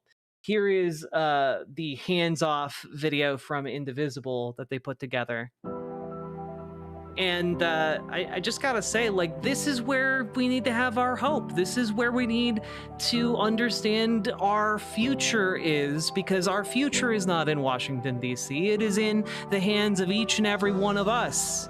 It's in, you know, our heart and spirit of being American.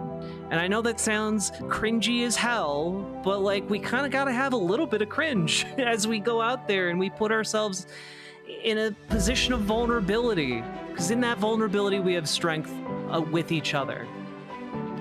We got people out there having fun, people out there making cringe signs that, you know, like, hey, they might not be the best, but it's yours. You know, it's your corner of cringe. Look at all these people turning out. And this is kind of the turning point here. This is where a lot of people in Washington, D.C., they look and they go, oh shit, I can hear the protesters outside of my office. I can hear how angry they are. I can see how they are going to react, and I don't want any of that smoke. They are eating the checks. They are eating the balances. Doge is in the wiring of our democracy and chewing it to pieces, and we are not happy about it. And so here we are to take a stand, and we're not going to stop. We're not going to back down. And they know that. They know they are incapable of making our situation better, and so they cower in their offices in Washington, D.C., and the problem is, this is a tide that is going to catch them. It's going to rise up. It's going to get them at the ballot box. It's going to get them when they're at a cafe somewhere trying to mind their own business, like they're just one of us, but we know that they're not one of us because they're selling each and every one of us out. They are bullshitters, and we are tired of their bullshit. Absolutely up to here with it. And I just want you guys to take some hope from this, because they're not like us, but these people are. These are our people, not those folks in Washington, D.C. These are our people. And so we fight. And we're not alone around the world either. We've got people rooting for us in every corner of the globe. And so we owe it not just to ourselves, but to all of them too. Okay? We owe it to every single person that this administration has wronged, both inside of America and outside of America, and especially to those in El Salvador. We got to bring them home. So with that, folks, there is another protest coming up. Let's see. What day is it? I want to say it's April 18th, but I don't know if that is correct.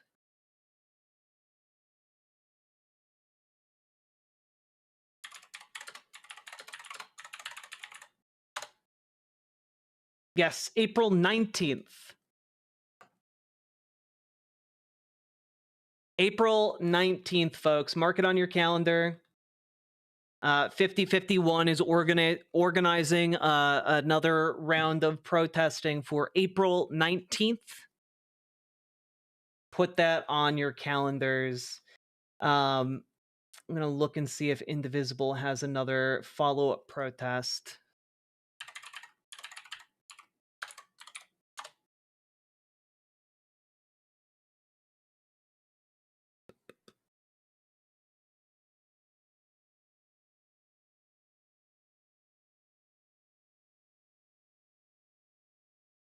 It looks like at least...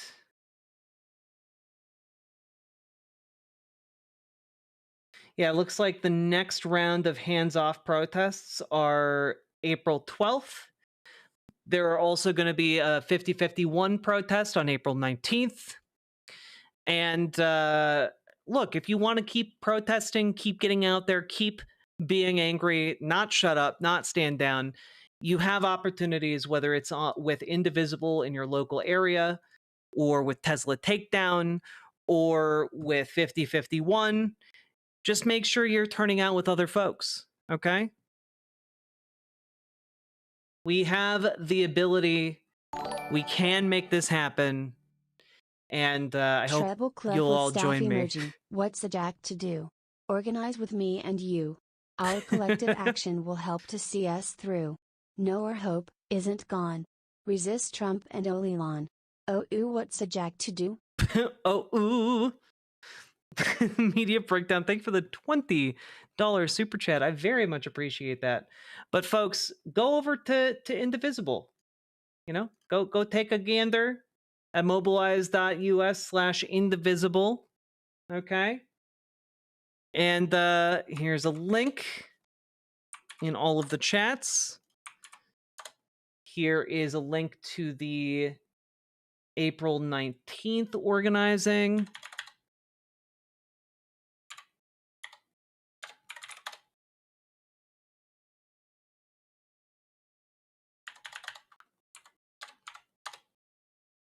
Here we go. Here's 5051. And also, folks, keep in mind, keep turning out to those Tesla takedown events. They do make a difference. They are moving the needle. So let me post those links. Because, folks, we got so much going on. But never lose sight of the fact that you do have agency here. I know it might not feel like it. No, it might not feel like things are going great. but we do have the ability to try and push that needle. So let's take a quick look. I have just a couple more things to round out this segment. Okay? Because, folks, we're starting to see politicians get involved in this too. And we're starting to see these politicians say, well, say what has been blatantly obvious to those of us who've been paying attention for a very long time. And honestly, the fact that they are finally catching up, that's good. That's good news. It means they are finally ready to start taking this seriously. And I know that this is kind of some hollow gestures and words, but I think, you know, the open nature of those words matters a lot. Let's take a look here.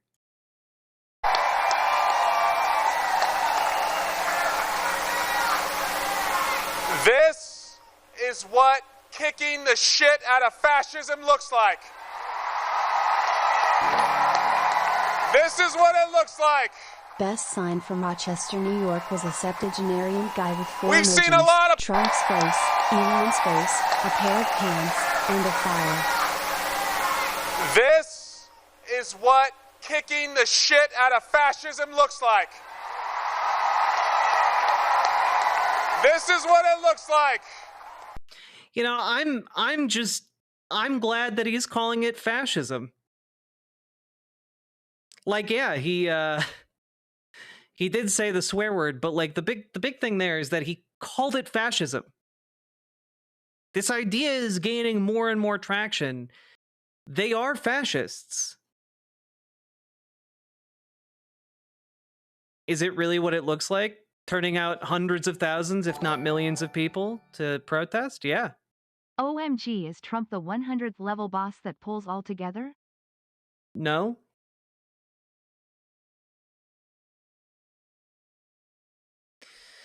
So that's where we're at, folks. Things are interesting as hell right now, but as we continue to organize, keep in mind, here are some numbers put together by Erica Chenoweth. She has been updating everything throughout the last several days. Last 2 or 3 months. Right? Since Trump's inauguration. Now, one might be forgiven for thinking that there has not been a whole lot of protesting against the Trump administration. Okay?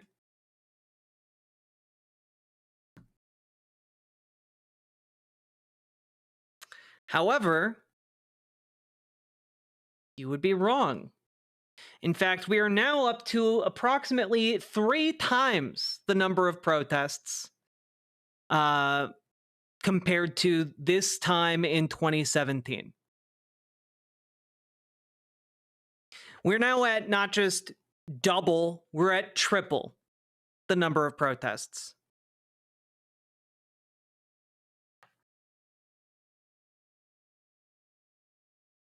That's pretty great. That's a pretty big disparity between what your general perception of protest has been under this administration versus the last one. You know, the last Trump administration, rather. There are protests in places where I never thought to see protests. Exactly, Dragonfly. Exactly.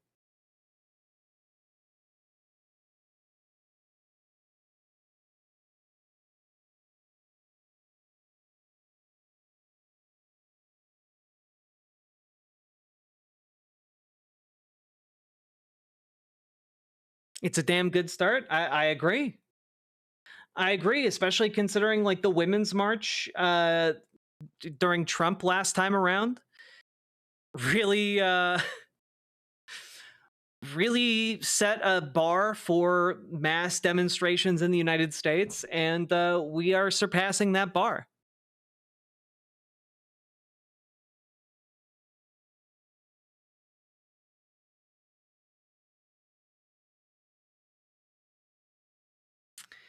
And one thing that I would like to encourage many of you to do is to, if you're wondering, especially like, why civil protest, why peaceful protest, etc. Specifically, Erica Chenoweth wrote a book called Why Civil Resistance Works. It's a really good book. I would really recommend checking it out. But basically, she goes over a bunch of the data from peaceful resistance movements throughout the years, throughout the decades, throughout time, etc. So, like, it's a good basis to build upon when it comes to our current moment. Why is peacefully protesting more effective?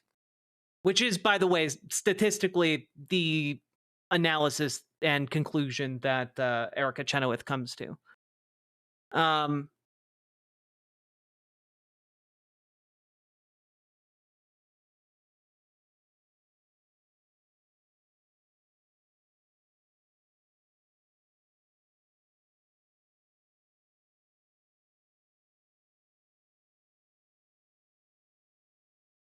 She did a lecture about it.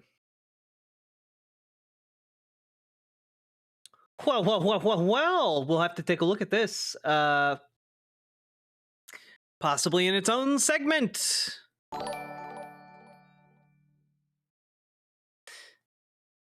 We'll take a look at it sometime in the future.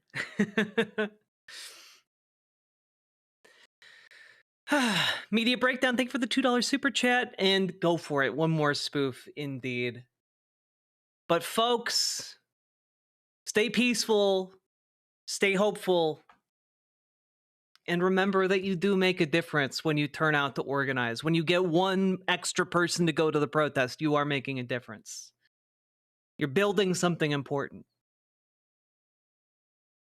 So, till we organize again, folks, we are going to continue, obviously. Non-stop organizing, but you know what I mean. We're gonna make it bigger, better, badder, cooler, and more rad.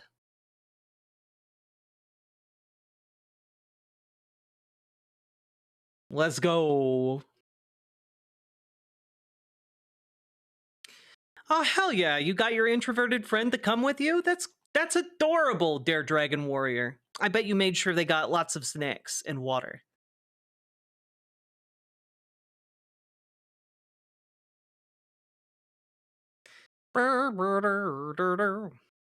Well, folks, we've been going for about 2 hours. If you've been enjoying the stream, hit that follow button on Twitch, hit that subscribe button on YouTube. Like the YouTube stream, consider dropping those subs, those donos, those memberships, those super chats, because, folks, this show's only possible thanks to viewers like you. I could not do it without you folks. People are calling 50-51 controlled opposition. I don't give a fuck what they're called as long as they're turning people out to protest.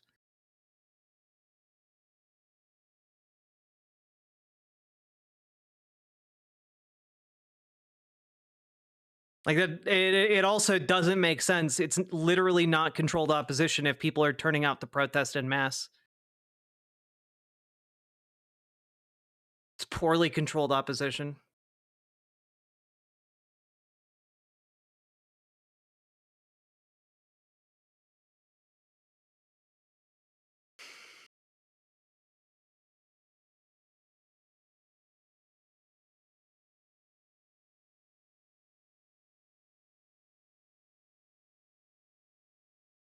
Was that people? I don't know, Superjack. I have no idea who you're talking about.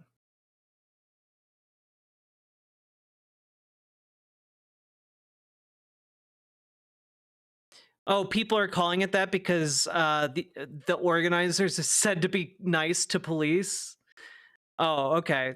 That's stupid as fuck. Hey, you know what will help our mass protesting movement? If we start assaulting police officers. Yeah, that'll help. Don't do that.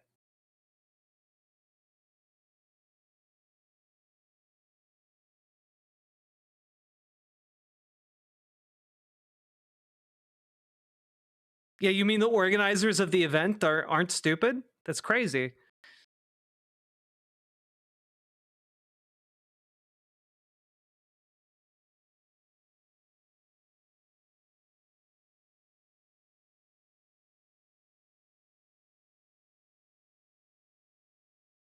Yeah, one of the reasons they're drawing so many people is that they're peaceful. There's a sense of solidarity.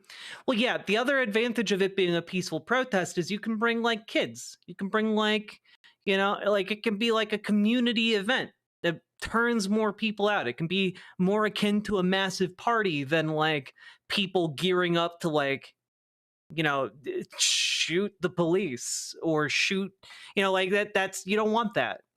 You don't want it to be a violent confrontation. You want it to be a gigantic, awesome party where people are angry but supporting one another. Where people are angry but like it's directed towards one specific person and like they still feel safe having their kids there. You need joyful warriors. Treble clef with staff emoji. What's a Trump to do? Spout some crap to me and you. Always got his lips pursed like his head's taking a po. Go in peace. Go away. Rest your ear that caught a stray. Oh, ooh, what's a Trump to do? Ooh, what's a Trump to do?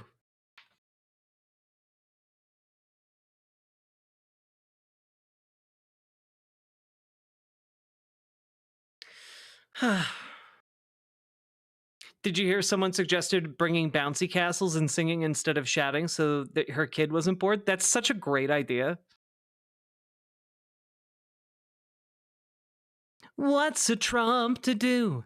Spout some crap to me and you. Always got his lips pursed like his head's taking a poo. Go in peace, go away. Rest your ear that caught a stray. Ooh, what's a Trump to do? Do you think these protests would be as safe and successful if Black people opted in? I'm seeing a bunch of conversations from Black spaces saying they think the protests would have been infiltrated like BLM ones were. Well, my understanding is that a lot of Black people have opted in. From what I saw, the critique was that if this was a primarily Black protest movement, that they would have been infiltrated like BLM was. But it's being treated very differently because it has a lot more involvement from white folks. Because racism.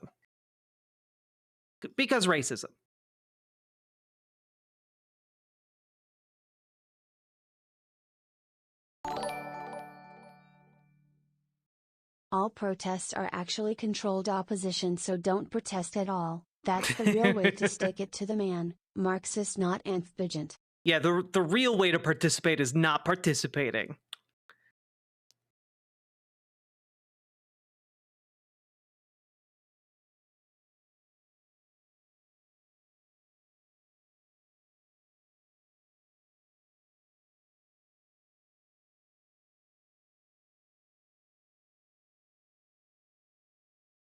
You shouldn't bring children to a protest if you don't have to? I don't know, it depends on the protest. For example, Pride is a protest. Can you bring children to Pride? Yes.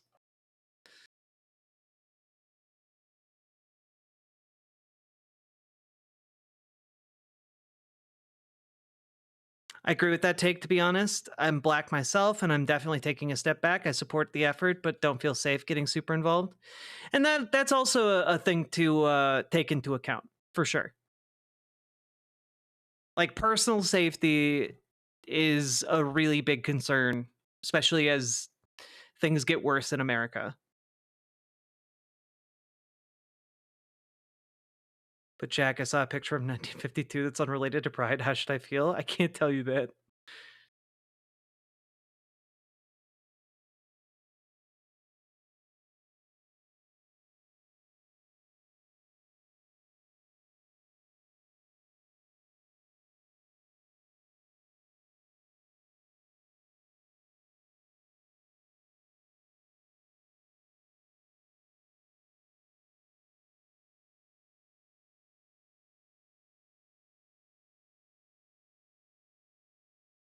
There were people at my Hands Off protest talking about white supremacy. It was not just a party. Well, yeah, of course not.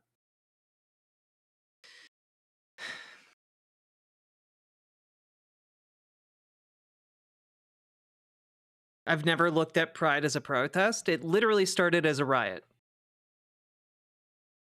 The entire reason we hold Pride in cities across America is literally as a protest.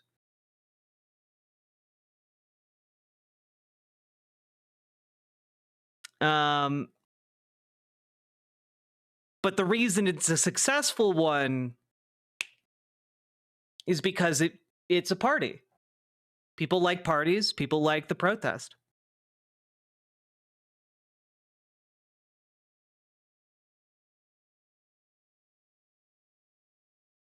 Is the opposition and Democrats equipped to implement sweeping reforms in a post-fascist state after Trump? No. Like, no. That's literally why we need to incorporate that into our protesting.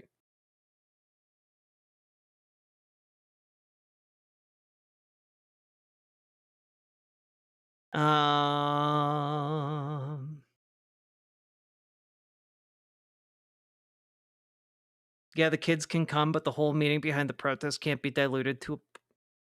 Yeah, I know. But like, which do you think gets more people to come? A giant party where you can rage against the machine together and have snacks? Or a lecture? Which is going to turn more people out?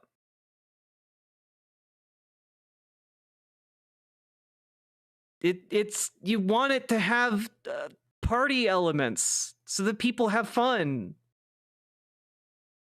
I'm not saying like you need to like only have party, no other things. I'm just saying party and other things. You want to get people's feet in the door.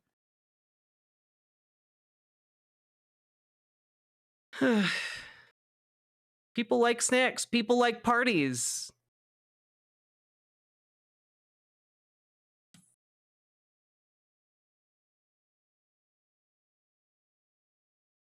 Like, I'm not saying go to your April 5th,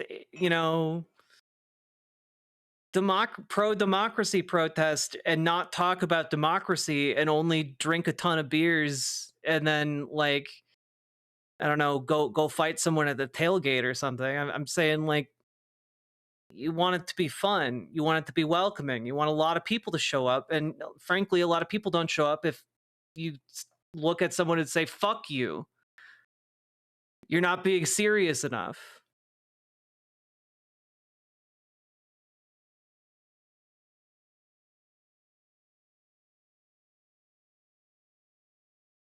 Keggers for Freedom would be a really big hit.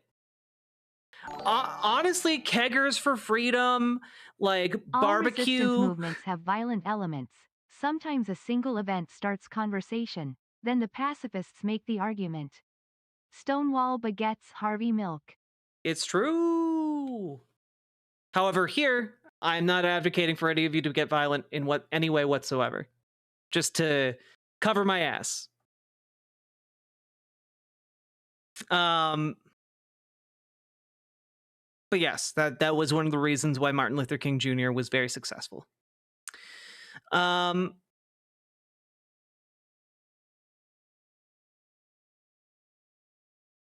yeah, Keggers for Freedom would be really successful. I know people like do barbecue for protests. Damn, like if you're good, if you got like a smoker or something, bring that out to the protest. Make people snacks. Like, I'm not even joking on that one.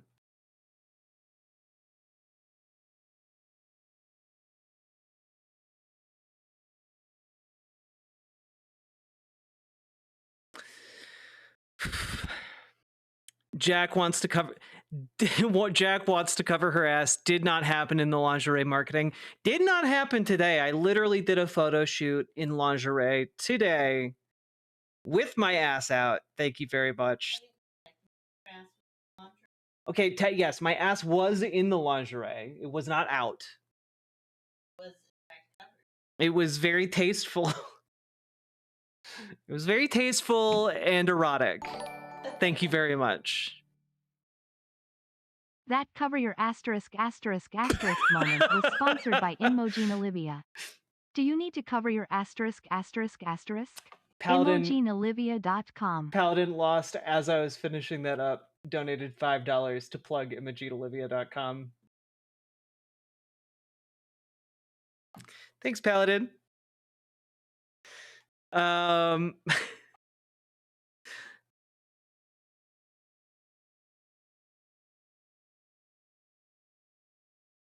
Yeah, the meaning shouldn't be overshadowed by the partying. Absolutely not. I'm just saying, like, you don't have to treat it. You don't have to treat going to protest like you're going to war. Like, it aids us. I guess part of what I'm trying to get at is that it aids us to have it be viewed by the general public as more of a party, because parties, generally speaking, are harder to argue against. It's harder to argue that a party was, being mean or threatening violence when people were just having a good time, their kids were there, etc. It's harder to paint us as the bad guy in that scenario. And if the police then overstep their bounds and do a violent crackdown on people who were just like kind of partying and like using their constitutional rights, that in turn galvanizes a bigger response. It's a useful tool for us to both have more fun and also to checkmate government crackdowns.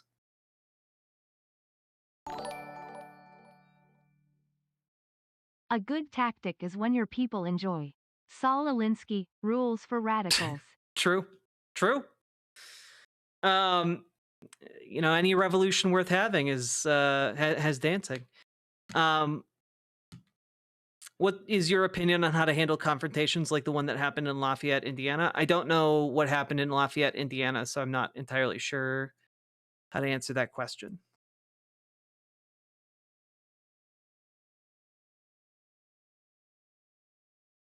You don't have to protest like you're going to war, but if you own horses, protesting a cavalry formation would be kind of cool. That would be kind of cool, I'm not gonna lie.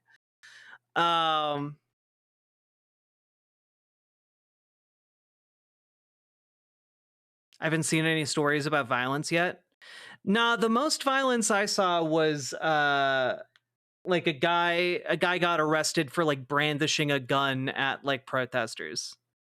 But it was like a counter protester who got arrested.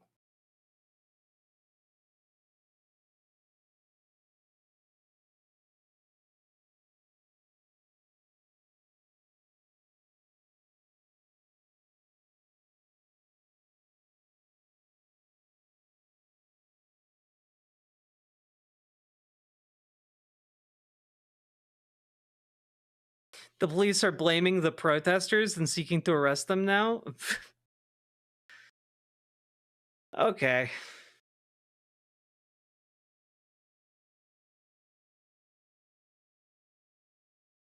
Oh, on the Lafayette thing, a dumbass showed up.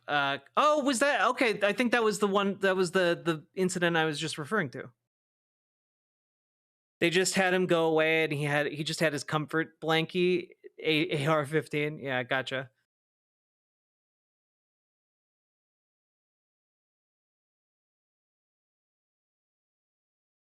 I mean, obviously in that specific situation, you do what you got to do to not get fucking gunned down, you know?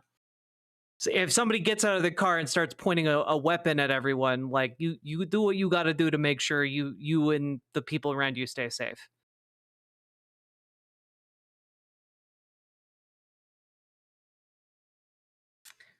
Speaking of,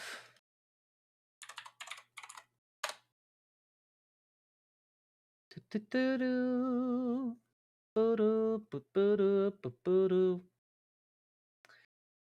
want to show you guys. Have you guys seen the emotional support rabbit that's been going kind of viral?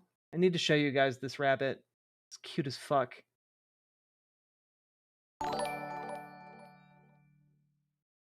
Trying to think of a way to give a shout to Lithuania on a protest sign. Canada equals good neighbors, Ukraine equals brave soldiers, Lithuania equals?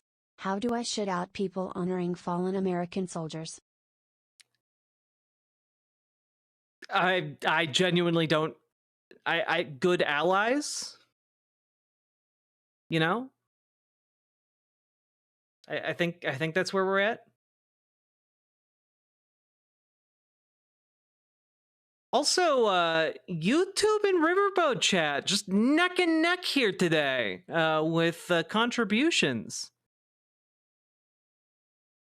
I have a concern if Jack released a new line of boots, what would we call them? One-Eyed Heathen, thank you for the $20 super chat. Also, just really quick here.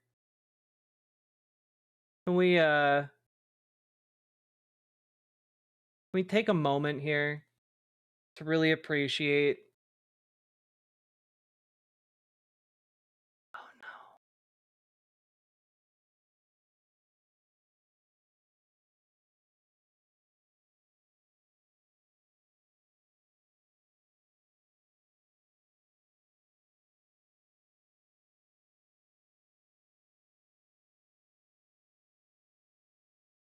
Guys, can we take a moment to just like tip of the hat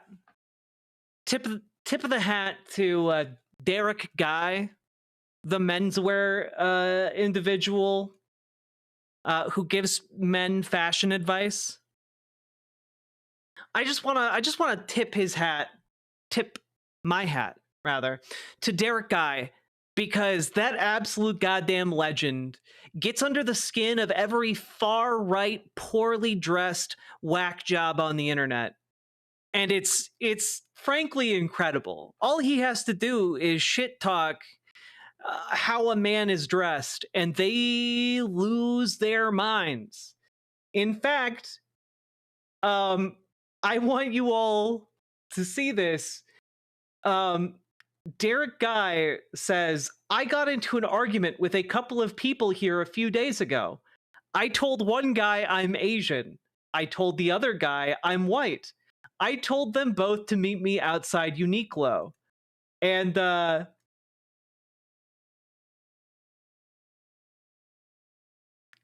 they they showed up. Oh my god. They showed up to fight each other.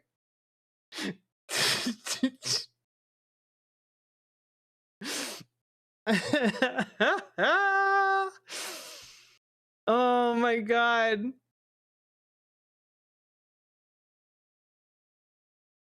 Literally literally how it ended.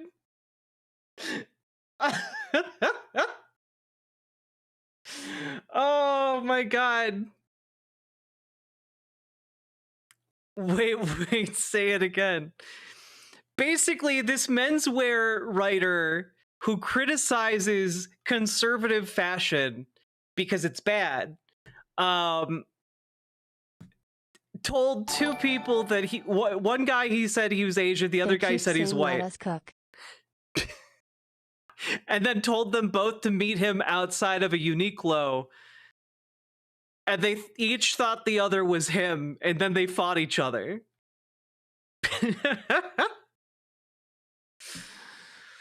Oh, no conservative cares that much about fashion. Oh, you've never seen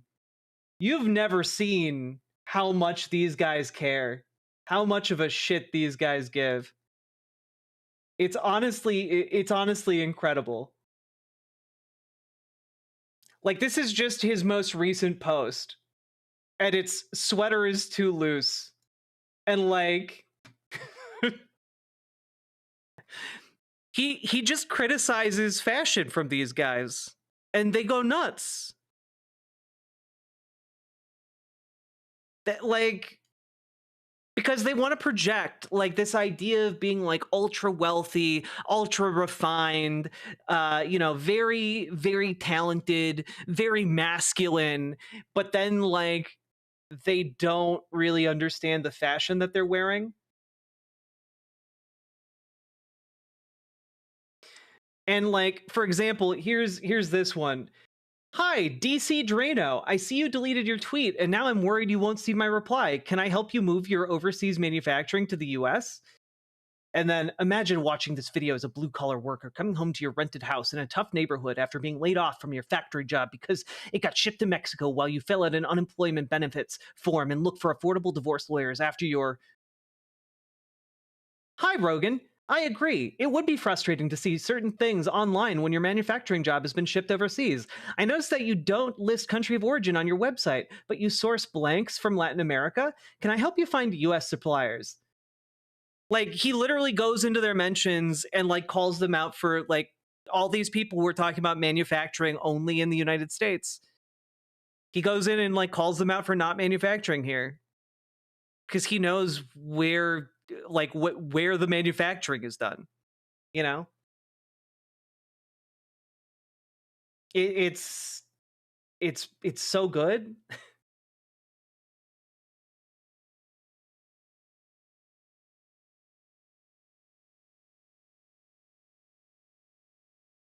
So good. Let's see if I can find anything else here.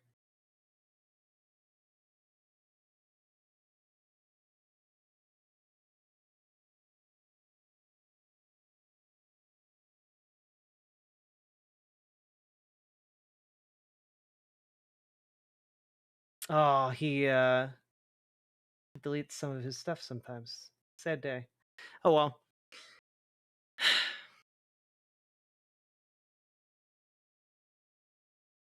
Real Radhom, welcome Raiders, welcome, welcome.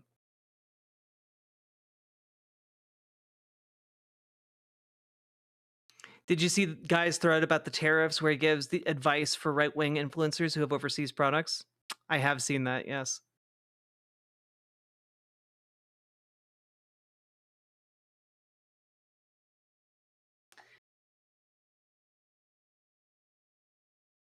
None of this was about the bunny, though. I really wanted to find the bunny for you guys.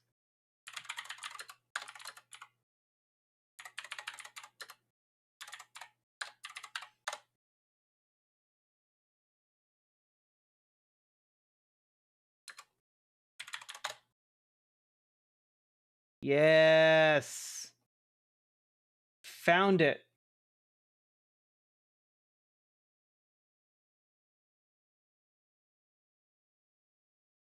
I found it. Somebody brought an absolutely enormous emotional support bunny to a Major League Baseball game, and it's adorable. The big kitty's here. Here's Wade, who takes the strike. Well, the therapy rabbit, you mean? It has a little fucking hat. It has a little baseball hat. Don't you just want to give it a hug? I mean, seriously. It has a baseball hat. What's softer than rabbit fur? Wow. That is a big kitty cat. Yeah. It's a bunny. Look at him go. A quick 0-2 to Lamont Wade. Oh my God. And Wade. His name is Alex the Great, and he has an RC truck. Well, I need to see that.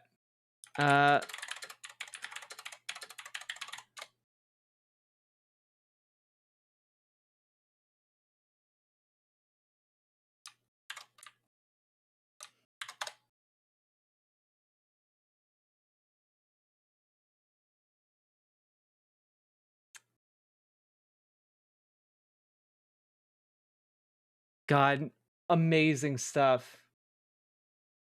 Amazing stuff. Salmon Moose with the 10 gifted tier 1 subs. Holy look at me like a jackass trying to play the sound clip for Salmon Moose. God damn it. Okay, thank you for the 10 tier 1 subs, Salmon Moose. Take that, YouTube. Yeah, YouTube. Friendship with YouTube chat ended. Friendship with Riverboat chat reignited. Okay, there's like a little trans progress flag. That's adorable.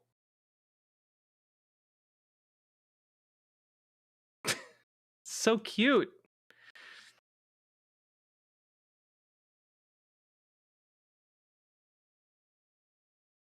I really appreciate it. The rabbit is doing their job, indeed. And that's why ACAB includes Judy Hopps.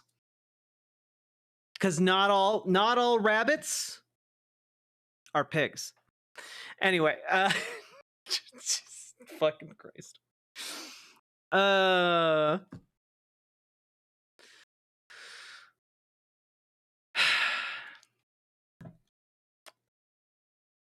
Anyway.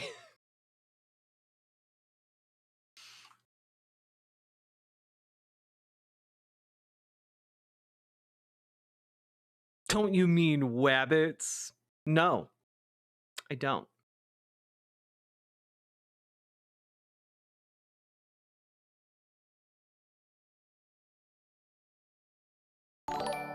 Media breakdown.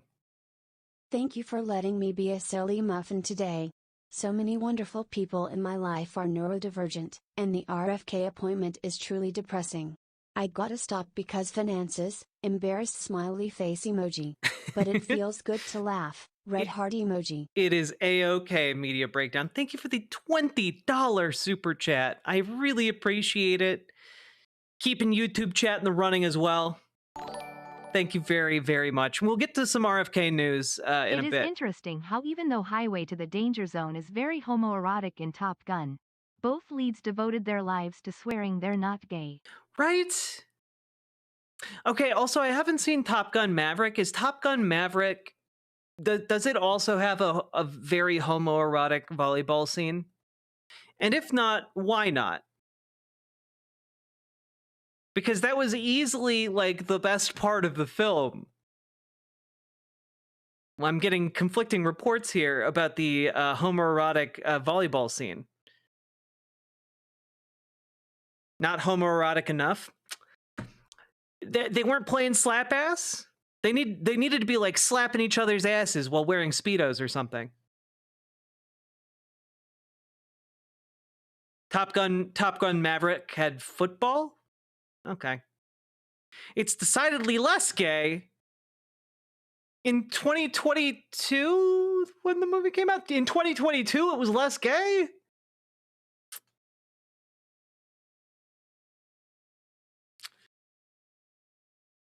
Stealing our woke. No, it had volleyball.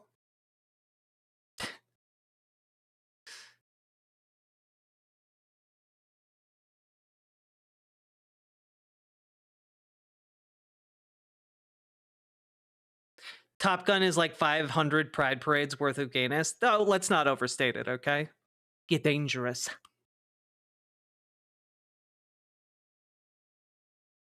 I heard Top Gun Maverick was just military propaganda to the extreme. Yeah, but that's what Top Gun was too. Something can be propaganda and also fun to watch. Those two things are not mutually exclusive.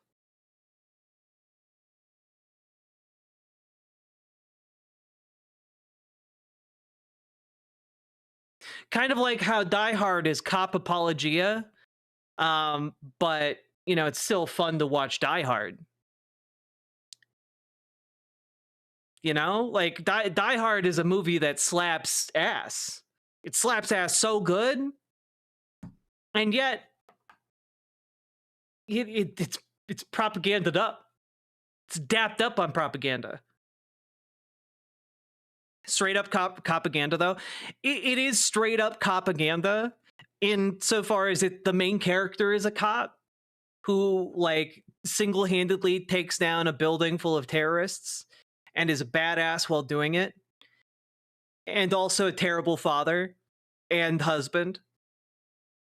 But a lot of people forget about the other part of Die Hard that is even worse, which is that there's a redemption arc for a cop that murdered a child. Did you guys remember that, right?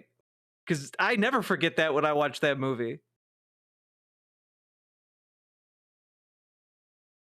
Yeah. Yeah.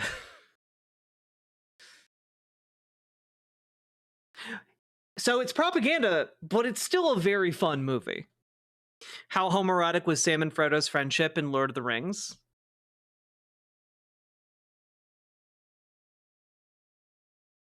I feel like I can't safely answer that question without revealing how much homoerotic fan fiction of Lord of the Rings I've read.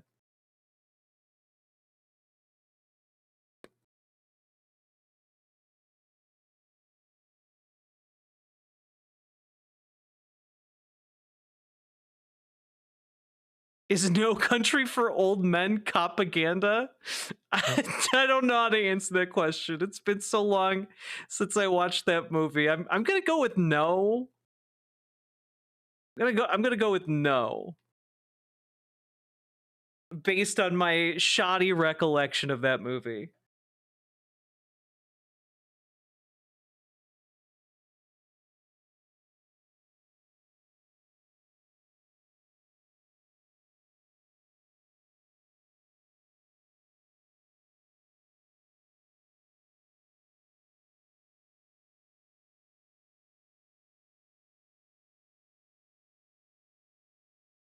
God, I watch one of my pet favorite shows is Psych. And that show is propaganda and also like so much breaking of civilian constitutional rights like all the time.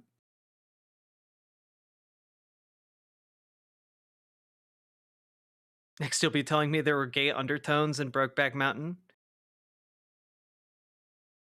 What? That wasn't a movie about gays. That was a movie about two straight men who just really love each other. And you know, sometimes straight men have needs, okay? And when they're alone out on the prairie and the sun is setting behind the mountains, you know, they find comfort in each other's arms. Nothing gay about that. Nothing gay about two men embracing in the warm sun. Nothing gay. What? I thought you might have a reaction to me talking about how Brokeback Mountain is not gay. Yeah. I'm gonna go kiss the love of my life real quick. Be right back.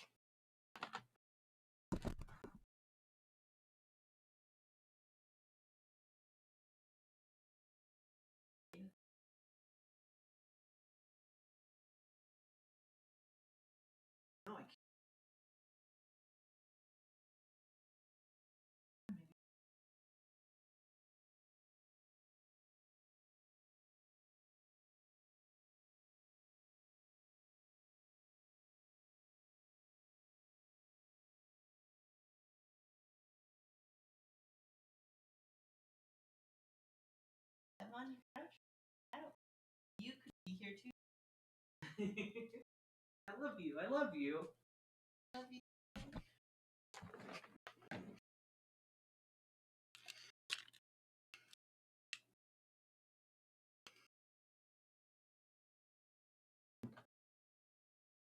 Nothing gay was done off camera. Yeah, no, of course not. Only heterosexuals here.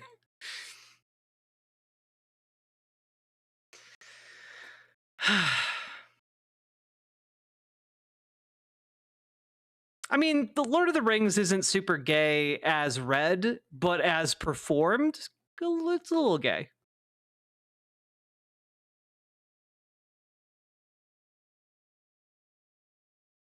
Good night, Rhapsody Septigonopus. All right, folks. Come, found. I clicked on the wrong tab there. My God. All right. Oh my God.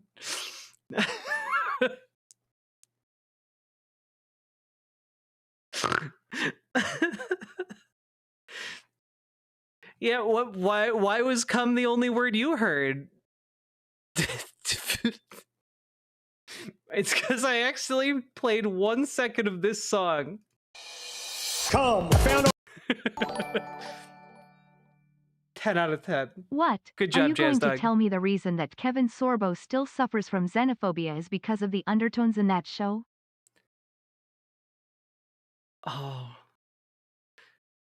Oh, Sake Tanuki, I didn't know puns could hurt me that much. I didn't know puns could hurt me that much. Thank you for softening the blow with 5 tier 1 subs, though. I very much appreciate it. A lot.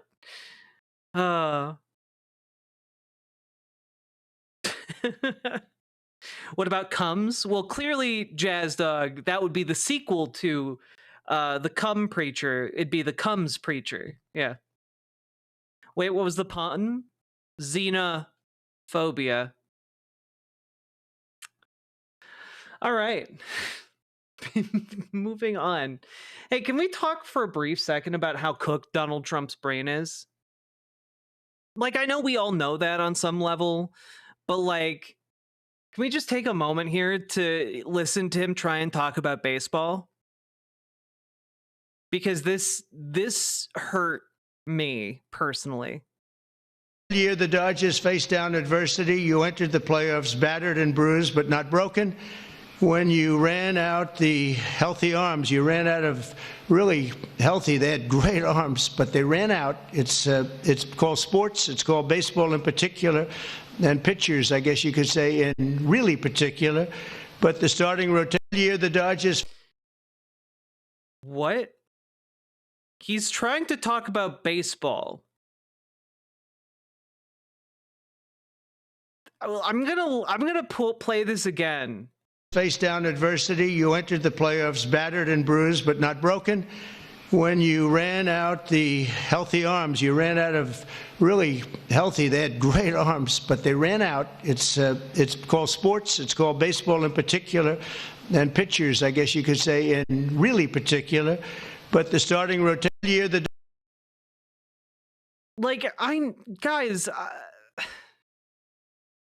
I know we talk about his brain being cooked, but like, there's being cooked, and then there is having the LA Dodgers at the White House and saying it's called sports when floundering around to try and figure out how to say what you're talking about. And he's reading off. The thing that gets me, he's reading off of a speech. He was reading this, or at least trying to. Look at where he's looking. year the Dodgers faced down adversity. You entered the playoffs battered and bruised, but not broken. When you ran out the healthy arms, you ran out of really healthy. They had great arms, but they ran out. It's called sports. It's called baseball in particular, and pitchers, I guess you could say, in really particular. But the starting rotation year, the Dodgers ran out of healthy arms. Oh, he's trying to talk about baseball and he just can't. His brain's broken. I think he stumbled and tried to justify it. He's literally reading off of a piece of paper. How can you stumble that much? Baseball, the greatest sport, with great arms, the greatest arms, cradling me Donald Trump, gently like a baby. Indeed. Gently like a baby.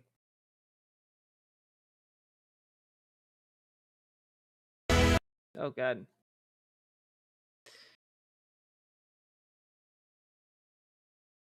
Also, can we just take a moment, like, as the economy burns around us, here's where people like Tommy Tuberville are. Men's teams across this country now that are turning trans. Yeah. Women's teams, they're turning trans. And that's going to be a situation where it's going to pick up speed because these woke globalists are pushing these kids to say, if you can't compete in men's sports, let's just transition and say you're a woman and participate in women's sports. It is dead wrong, and we've got to stand up against it. But the Democrats, they're all in of keeping this situation going in the wrong direction.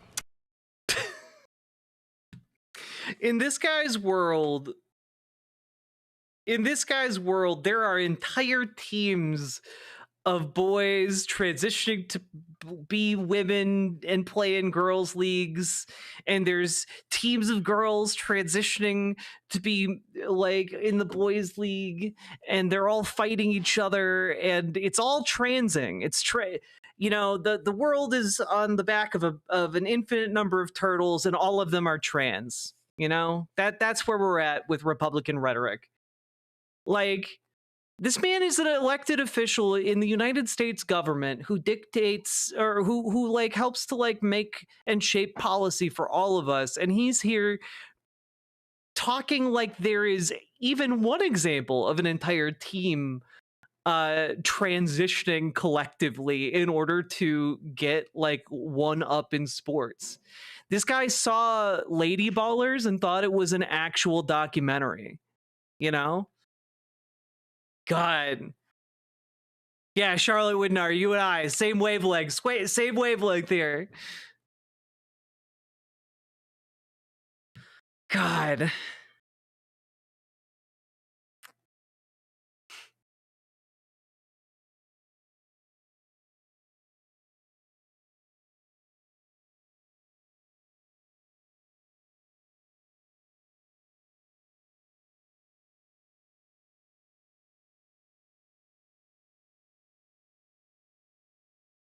Oh God.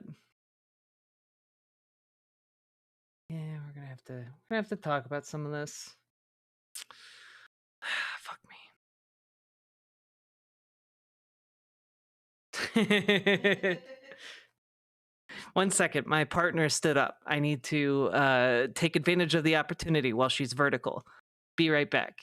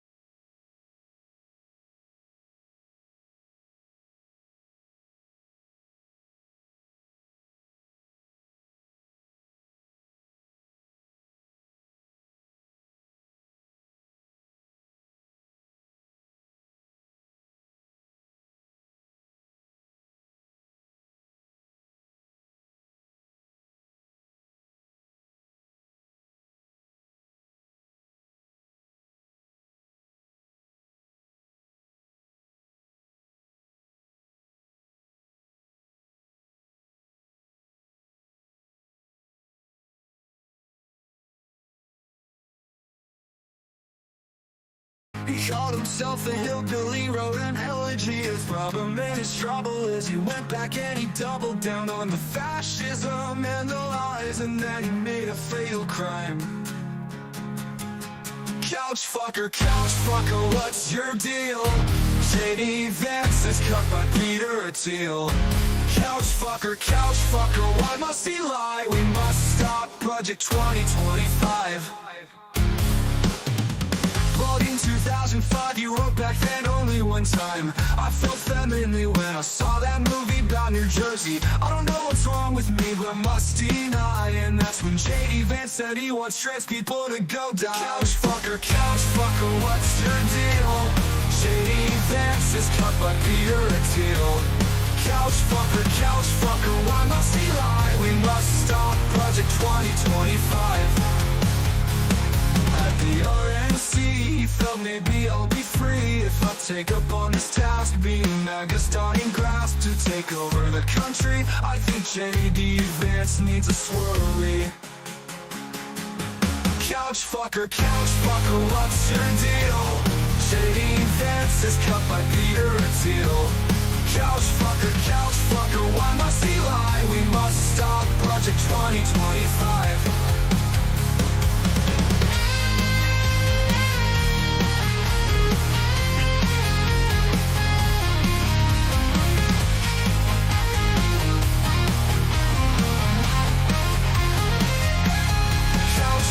Couch fucker, what's your deal?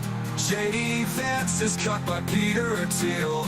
Couch fucker, why must he lie? We must stop Project 2025.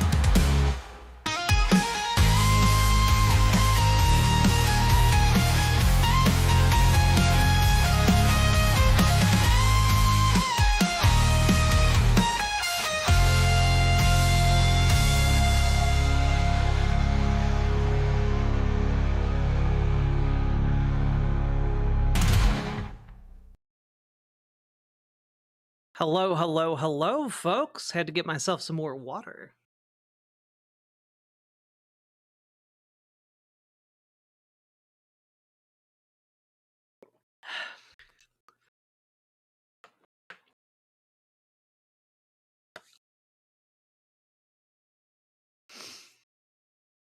Whew. Okay. Did I enjoy giving my girl smoochies? I did. Yes, I did. And she enjoyed giving her girl smooches. It's me. I'm the girl. Am I satisfied? No. I can never be satisfied. I'm an unending pit.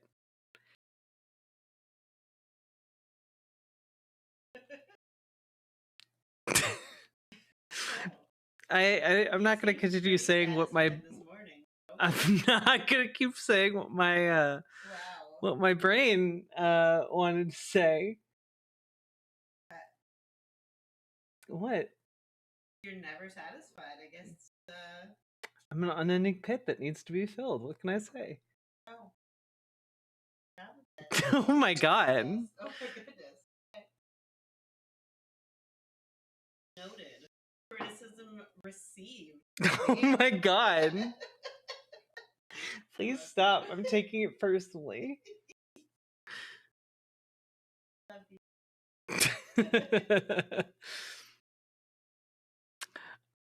Whew. Anyway,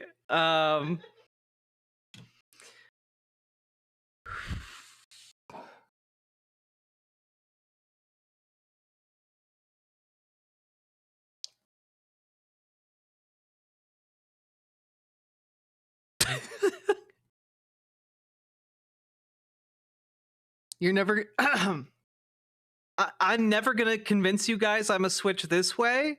That's just because I'm wearing a white shirt today, isn't it? You guys all think I'm a switch easily enough when I'm wearing authoritative black clothing. They do. They do. I am very firm and strict. They tell me I need a riding crop, which I do. I do want you to buy me a riding crop. Okay. I have one. I'll get you. You have one? Of course I have one. We'll talk about this later. Okay. But, like, I can get you your very Oh boy, this got very spicy.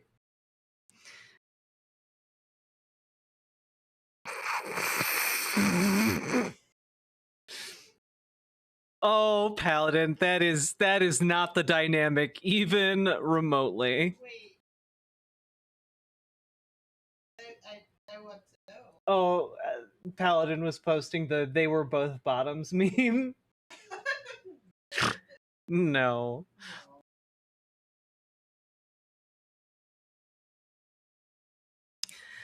Oh, mommy, daddy, oh, wooga.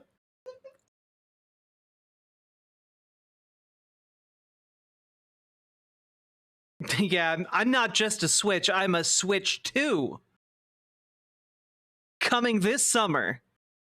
But maybe sooner than that. But anyway. Yeah, I should probably move on before we lose all viewership. All right. Moving right along. No one can afford Switch 2s, Benjamin Kessler. No one can. Not even a Sake Tanuki could buy a Switch 2.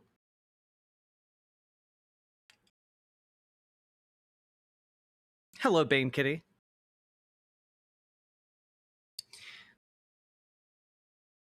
Yeah, I heard they're gonna have to be cutting back on new video game console controllers, especially when it comes to manufacturing. You know, up till now we've had Joy-Cons, but pretty soon we're only gonna have Depression Cons. It's gonna be very sad. They don't work as well.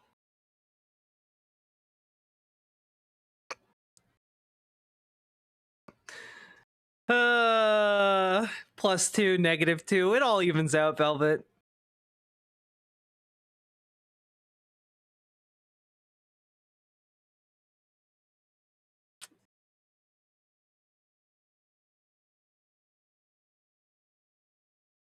I've sufficiently hurt my partner with my puns. I'm sorry. I know you do. Thank you. It's a sacrifice.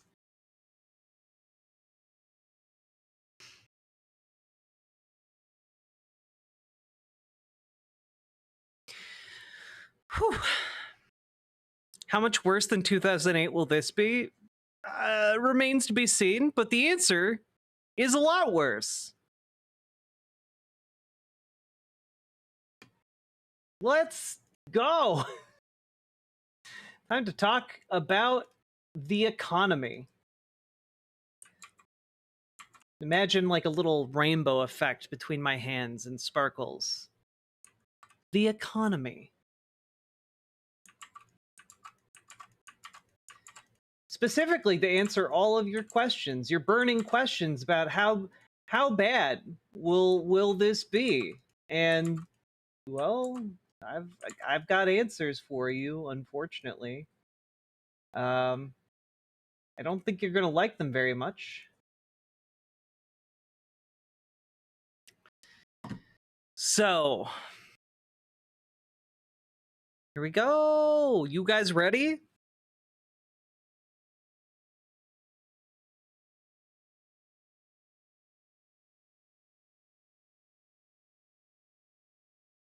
Y'all ready? Praise be.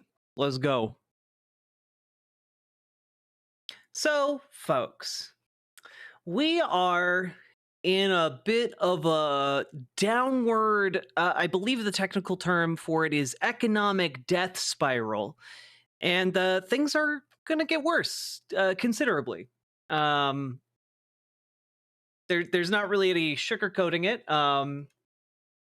But here is a look at the stock market since Trump's inauguration, and you'll notice that this precipitous drop-off was just over the last handful of days, specifically related to Donald Trump announcing globally imposed tariffs on every country on the planet, including territories that aren't actually countries and are completely uninhabited, including places that are only home to military bases, i.e., he's putting tariffs on our own military, and uninhabited islands where only penguins live. It's a wild state of affairs. It has successfully created a new economic bloc between China, South Korea, and Japan, which, if you know anything about the geopolitical tensions in that region, that is that's like you turned all of the people who want to kill each other into allies by being an even bigger asshole. So that's good.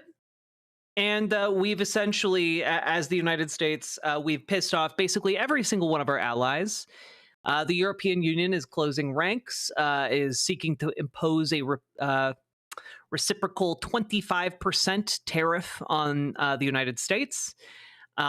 China has said that it's going to impose its own 34% tariff on the United States, to which Donald Trump is now saying he's going to impose an additional 50% tariff on China, bringing total tariffs on China up to 104%. We've got it's a mess. It is a mess, and depending on who you ask in the Trump administration, they're going to give you a different answer about what is happening and why, etc. And even Donald Trump will give you different answers depending on when and where you ask him. Sometimes he says, oh, we'll work with countries in order to lower those tariffs. And other times he says, well, the tariffs are permanent and, we'll want other things.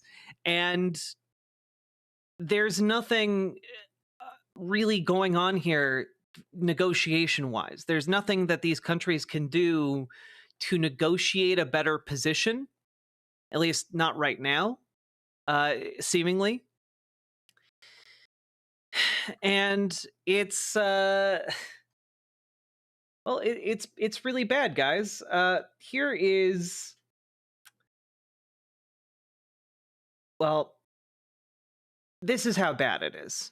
Here is the CEO of GameStop in the lead up to the 2024 election. Trump 2024.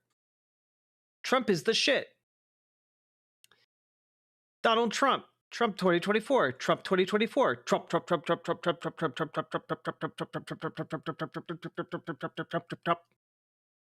And then GameStop CEO takes swipe at DEI wokeness as company prepares to sell Canadian and French assets. And these tariffs are turning me into a Dem.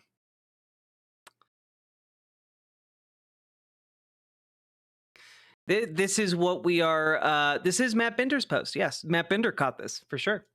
But it is not an isolated occurrence. Here's Meghan McCain. Inject every single one of these policy proposals directly into my veins. In my veins. I'm not pretending to be a financial expert, but there are so many hypocritical talking heads on TV saying they don't care about losing money or being in financial pain for a while. Most of you are married to finance bros, come from rich families, or have huge media contracts. You have a cushion if shit goes south. One of my best friends buys her groceries for her family based on what coupons each store has. I assure you, a possible recession or huge rise in prices everywhere will be a different experience for her family than you. I don't want to have already suffered so much to suffer anymore, but hey, that's just me. America is the land of plenty, and this is normally a thing the left does, asking Americans to suffer. I may be the emperor's new clothes here, but this needs to be said. Like, guys, things are so bad that, like, Republican sycophants are flipping and flopping and getting all over everything here. Okay, but we need to talk about what's happening right now, and specifically we need to talk about how cooked we are. Okay? Here is a clip that got my attention today in particular. Do you expect any of these deals to be made before April 9th? And secondly, there have been some mixed messages from your administration. You're talking about negotiations, and yet others in your administration are saying that these tariffs are actually permanent. What is the action? Well, it could be. They can both be true. There can be permanent tariffs, and there can also be negotiations, because there are things that we need beyond tariffs. We need open borders. You know, we almost had a deal with China where we're going to open up China. It was almost done. Some of you remember it during my first term, and it was very disappointing. We ended up making a great deal. $50 billion worth of product was sold. $50 billion. You'd like that in Israel. And I made that deal, but it wasn't the deal that I wanted. It was the deal that I wanted was that, plus they were going to open up China so that our companies could go into China and compete with other countries and China for the, for a large number of people. Do you expect any of... Yeah, so that was really, really incoherent there. Well, they can both be true. There are things we need beyond tariffs. And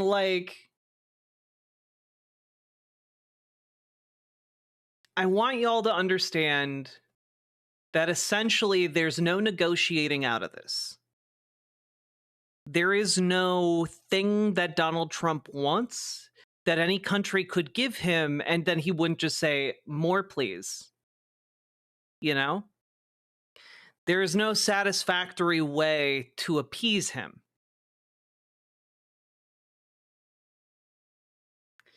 And one of the things that we really have to take a look at, and I think that Jeet here kind of nailed it on the head here earlier today. Wall Street keeps hoping Trump will change his mind, realize tariff wars are stupid, and pull back. That's why so many fell for that stupid Walter Bloomberg tweet this morning, and market had a brief rebound. But change of heart is not happening. Trump is in YOLO mode. Only path forward is Congress.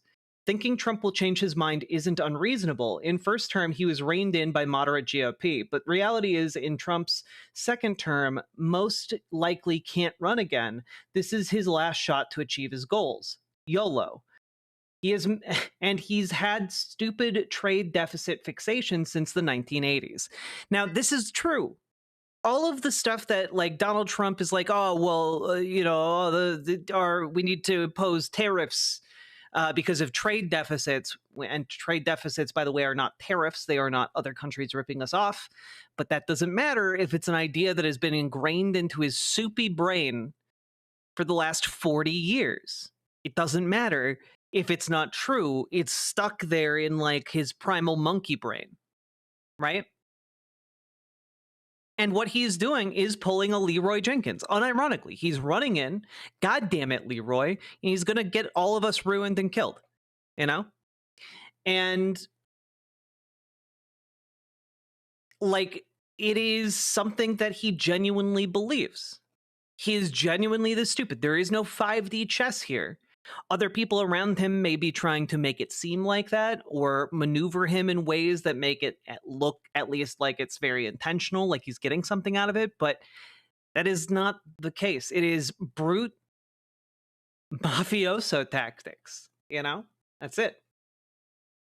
And I wanted to really highlight this particular part here. From Jeet here, only path forward is Congress, which in fact has constitutional power to set tariffs. That was foolishly delegated to president, but can be taken back. To do this, you need 20 GOP senators. So far, 7 are on board, so 13 more. And here's an image of Ryan Grimm. It would take 20 Senate Republicans to join 47 Democrats to buck Trump on tariffs and strip the power from him. You'd have to override his veto. There are now 7. A few more days of this, and that number will get a lot higher. And that's because we now know of 7 Republicans who are openly supporting the Trade Review Act, which would effectively retake the power of tariffing to Congress. Wall Street rich guys need to grease those palms now. Well, we'll get to that. But keep in mind, things have gotten so bad over the course of like a handful of days that we now have the biggest break in the coalition we've seen to date, the Republican coalition, insofar as like 7 people are openly opposing Trump in the Senate. We don't really have a precedent for this when it comes to the Republicans. This is new territory, and it's being born out of material necessity because they're seeing the protests. They're seeing the protests. They're seeing the stock market tank. Laughing face. And they're getting a lot of pushback from, big money donors, not just from little guys where they're seeing like their political futures go up in smoke, but they're also seeing their big backers, the people they've always relied on for funding, calling in favors and saying, hey, knock it off. You're threatening the profits. Can't have that. And so trains and bullshit, we will get there. We will get there. Because there is a more sinister undertone to all of this. But for now, we're going to keep it focused on tariffs. Okay?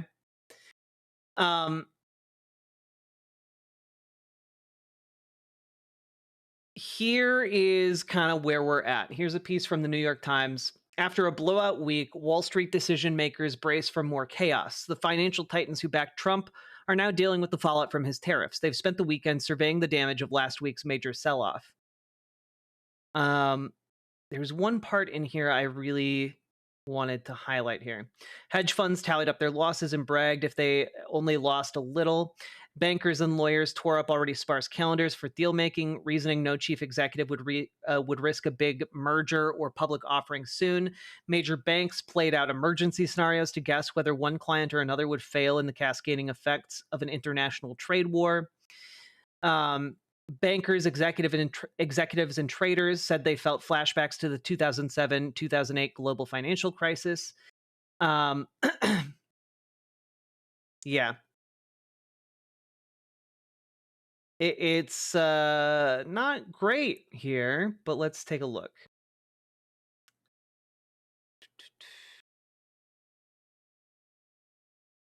Definitely feels similar to 2008. The pain is self-inflicted by Mr. Trump, said Mike Edwards, an advisor for a private investor who spent the weekend on calls with other investors starting late Friday. You're not going to learn anything with a calculator, he said in an interview on Saturday from his home in Connecticut. It's more about what your neighbor is doing than what's the right price. And here we go. Mr. Trump's Treasury Secretary, Scott Bessent, however, shrugged off the tumult. The market consistently underestimates Donald Trump. It was fun while it lasted, Daniel S. Loeb, a billionaire hedge fund manager, wrote on X last week before he later deleted the post. William A. Ackman, the hedge fund manager who is outspoken in his support of Mr. Trump, had a long post on X on Saturday afternoon on the start of the newest tariffs. Why wouldn't a pause make sense? He wrote. The risk of not doing so is that the massive increase in uncertainty drives the economy into a recession, potentially a severe one. And I just really want to emphasize here that, like, fuck Bill Ackman in particular. But I want to point out here that, like, he's losing even the billionaires who are in the pot for him. You know, he's already... We're like, what, like a handful of days into this, and already there's like billionaires who are cheering and like pushing him on it, and like they're already jumping shit, or at the very least signaling that they are ready to jump ship. And yeah, he's lost some of the billionaires, and that's kind of an important loss. You know? And what I want to really point out here is that it's not even, it gets worse. It gets worse. Like, the political pressure on the Republican side is ramping up hard and fast here. This piece in the Washington Post from a couple days ago was really interesting to me. As Trump tariffs sink in, conservatives challenge whether they're legal. The New Civil Liberties Alliance, a legal nonprofit, has filed a complaint on behalf of a small stationery company in Florida. And does anyone want to take a wild guess at who is funding the New Civil Liberties Alliance? Anyone want to take a guess?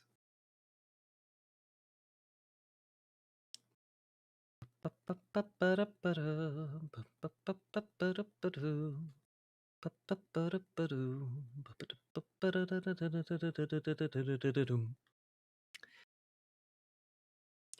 NCLA, a legal nonprofit with conservative backers such as industrialist Charles Koch and judicial activist Leonardo Leo, was behind the lawsuits that led the Supreme Court to overturn a principle known as Chevron deference last year, sharply curtailing the power of federal agencies to regulate vast parts of American life. These guys overturned Chevron doctrine. This is the same legal machinery used by billionaires to overturn the ability of our federal regulatory system to actually regulate. And they are now bringing that power to bear against Donald Trump and these tariffs in particular. You've lost the last Koch brother. And I think that these are interesting bellwethers. I think that they're interesting because of the picture that they paint in a larger sense. You've got an immense amount of pressure here building behind folks in Congress, because you can bet that if the Koch brothers are challenging this, or the Koch brother is challenging this legally, he's also exerting some capital privately as well. Trump's most loyal supporters are begging him to do tariff deals. Key senators encourage the president to quickly secure trade agreements amid mounting Wall Street losses and rising political anxiety. And the issue is, this isn't going to work.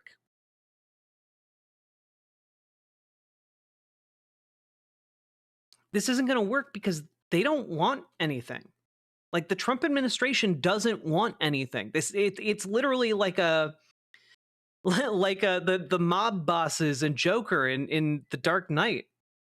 They're all like, why would you burn the money? And it's like, why not? They think that Donald Trump is doing this to get deals. Except no deal is going to be good enough.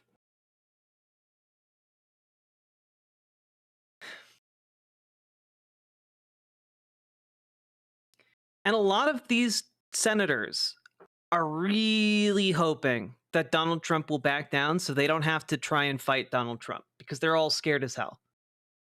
They're all scared as hell.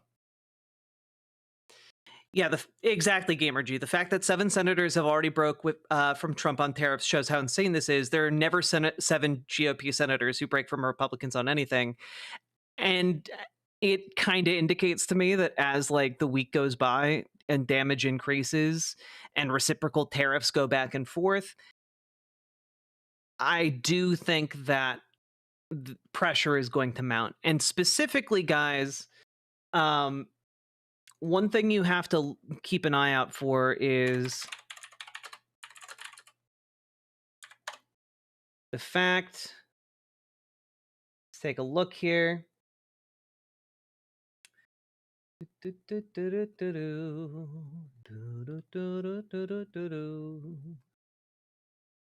Yeah. Day is it? It's the 8th.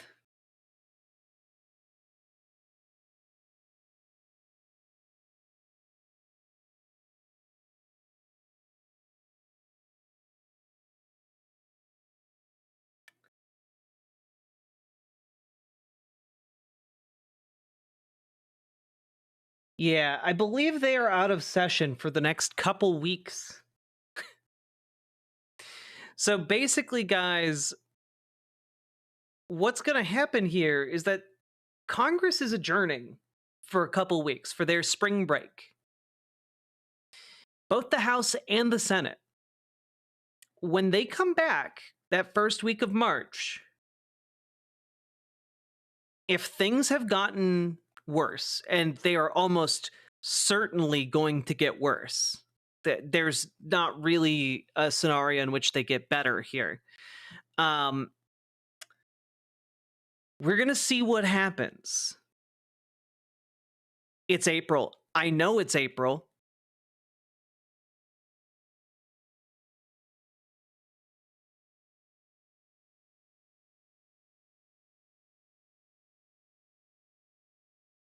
Wait, sorry, May. Jesus.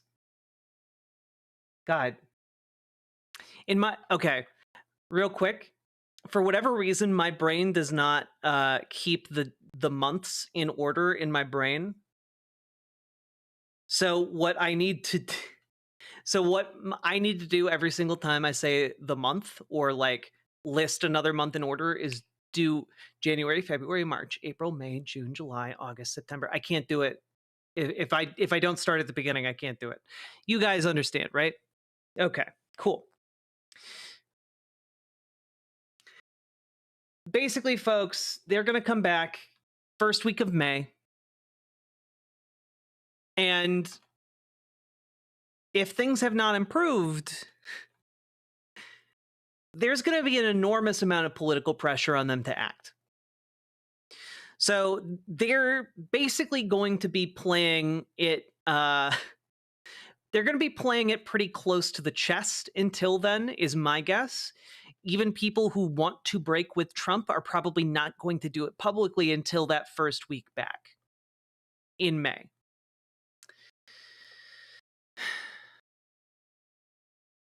So that's kind of where we're at.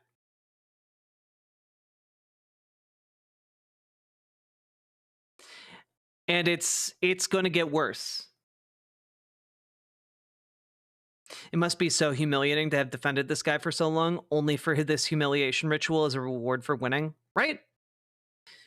But honestly, like that's almost a feature rather than a bug, you know? Like for this guy, he benefits from people being embarrassed to like call him out after defending him. He benefits from that loyalty, from that embarrassment. So it is not great, to say the least.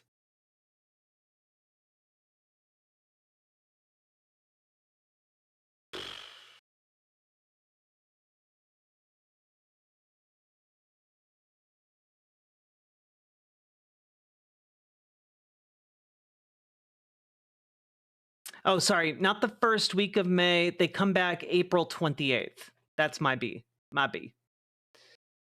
But still, it's going to be a period of 2 weeks. That is going to be rough as hell.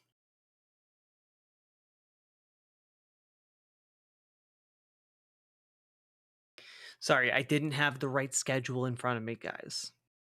I got it right now. That being said, folks, prepare for a bumpy ride. Because the markets have been crashing over the last several days. They're going to keep crashing because reciprocal tariffs have not been applied yet. The price shocks have not happened yet. I've been saying, like, you know, give it like 1 or 2 weeks. You were probably going to still see conservatives over on, you know, Twitter gloating about how great these tariffs are because they haven't been hit by the price increases yet. And let me tell you, when those price increases hit, they're going to hit rural conservative communities the hardest. Because y'all can't go anywhere else. Y'all can't you can't drive 4 hours to another store you know? And like I expect that when those price increases hit, the tune is going to change very rapidly.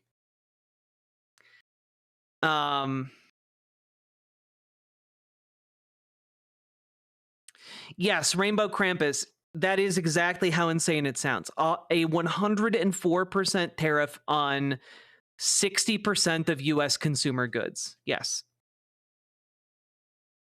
Even just trying to do like that basic math sounds insane, right?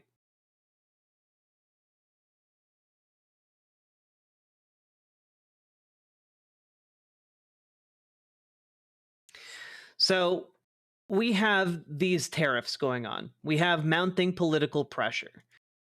Meanwhile, we have, some actual good messaging coming out of Democrats in the Senate. Here's Mark Kelly, who, again, I disagree with Mark Kelly on a lot, but he's also becoming one of those senators who is capable of using effective messaging tactics. Call this for what it is. This is a really bad idea. But Rachel, I mean, as you pointed out, I mean, this is not surprising, right? Here's a guy who told Americans to inject bleach into their bodies, who sent a mob to Capitol Hill. And now I think it's fair to say that he stands out as single-handedly destroying more wealth with his bad decisions than anybody else that has ever lived on this planet. I can't think of another person. In a couple days, he has eliminated trillions of dollars. These are in people's 401ks. And this results in folks will lose their jobs because of this.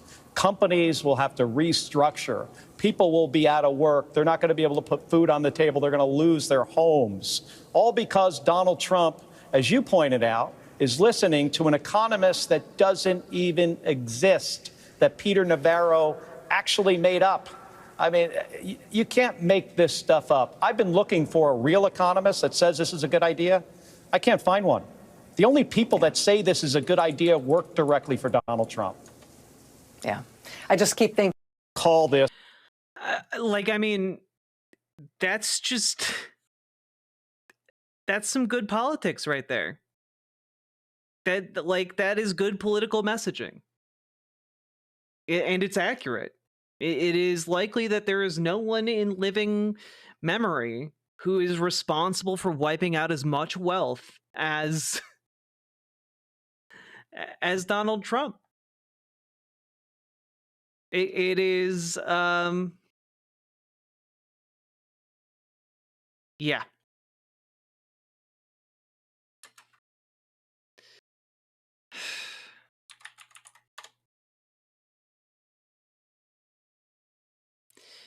And just as an FYI, the fact that Peter Navarro is still,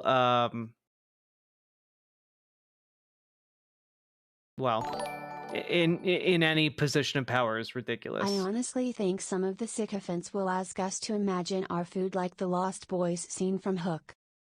Yeah, we'll just get really good. We'll just get really good at that. We'll just get super, super good at it. Just imagine your food really good, folks.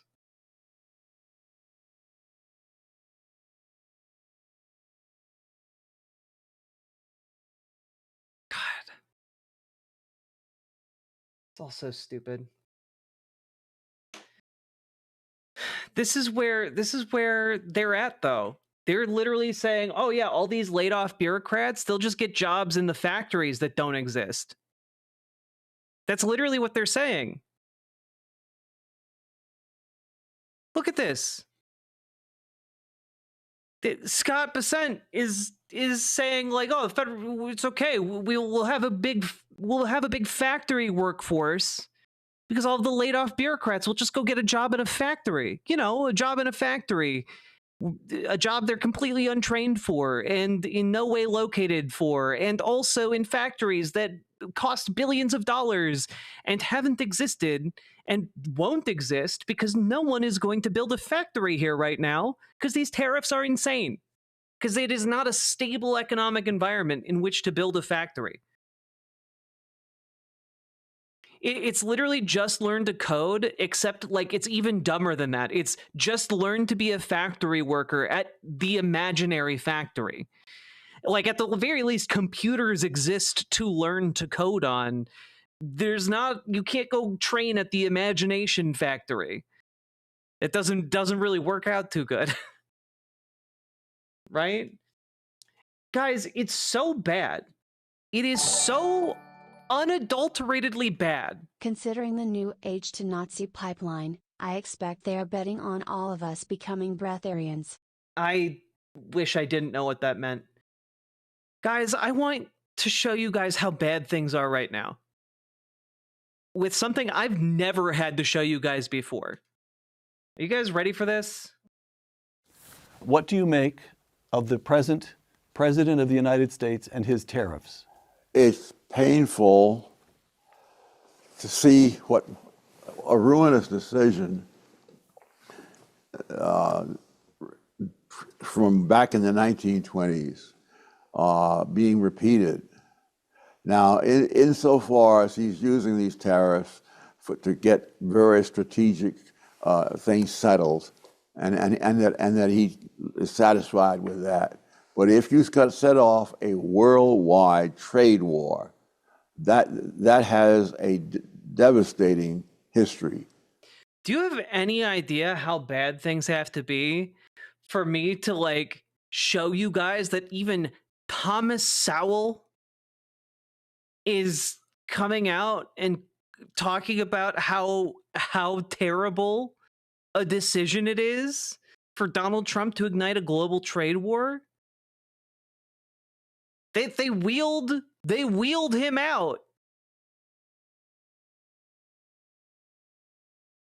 Yeah, like, do you know how difficult you have to do this? Like, it's insane. Everybody loses because everybody follows suit, and all that happens is that you get a great reduction in international trade. The other, it's disturbing in another sense. Franklin D. Roosevelt, when he was president in the 1930s, said that you have to try things, and if they don't work, then you admit it, you abandon that, and you go on to something else, and you try that until you come across something that does work. Now, that's not a bad approach if you are operating within a known system of rules. Mm. But if you are the one who's making the rules, then all the other people have no idea what you're going to do next. And that is the formula for having people hang on to their money until they figure out what you're going to do. And when a lot of people hang on to their money, you can get results such as you got during the Great Depression of the 1930s. So if this is just a set of short-run ploys for various limited objectives limited in time, fine, maybe. Like, the fact that everything that Thomas Sowell just said in this video is correct, handing him this W is insane. Like, it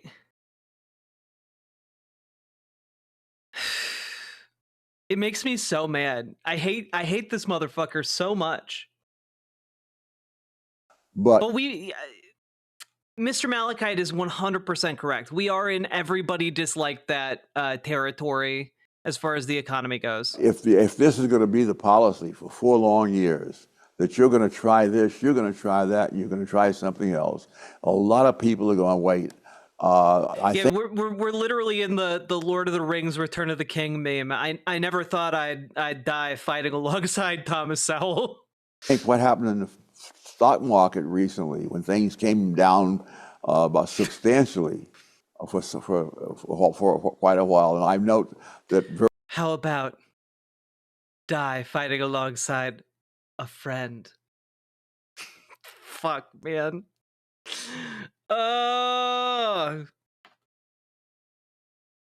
It's so painful. And now we get to the more dangerous stuff that is happening, because all of these tariffs, all of this, it's bad. It is destroying people's retirement. It is wiping out people's investments. It is going to jack up prices on basically everything. We're looking at some estimates say anywhere from 10 to 50% inflation over the next year. Like, it is bad, right? It's really, really bad. But there's worse stuff happening in our economic system right now. And that is what's happening to our social security systems. So this is a post from yesterday, or rather a piece from The Guardian from yesterday. Doge's attack on Social Security is causing complete and utter chaos, staff says. Understaffed agency sent into death spiral as employees warn Musk-led cuts will lead to structural collapse. So,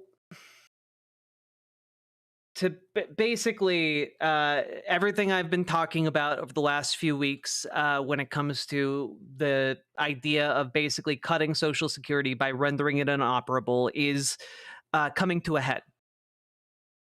The Social Security Administration has had too many offices closed. Its digital systems have been compromised by Doge. And workers are now trying to sound the alarm. Yeah. The Social Security Administration operates the largest government program in the U.S., administering social insurance programs, including retirement, disability, and survivor benefits. Average of almost 69 million Americans per month will receive a Social Security benefit in 2025, totaling about $1.6 trillion in benefits paid during the year, accounting for 22% of the federal budget. And this is, of course, what Elon Musk has been calling a Ponzi scheme. And, well, remember how I talked about, like, hey, is it normal for the Social Security Administration website to be crashing? Have people been missing out on their benefits? I encouraged you to reach out to Josh Marshall at Talking Points Memo. Well, here's some further confirmation from other outlets. The Social Security Administration website has crashed several times this month. Wired reported Doge staff want to migrate all Social Security data and rewrite code in months, which could cause system collapse and further outages. So basically, folks, what's going on within the Social Security Administration is they want to copy all of the Social Security data onto more modernized hard drives and then rewrite all of the code data that makes the Social Security Administration function. Right now, it is written in COBOL, and that language is old. It is inefficient by design in order to ensure that it works. What we're looking at here is a team of like 6 to 12 recent college grads, or even in some cases, recent high school grads, rewriting the code for the system that makes 69 million people's lives possible. And they are using AI to write code and to write different aspects of their jobs. And this system is going to break.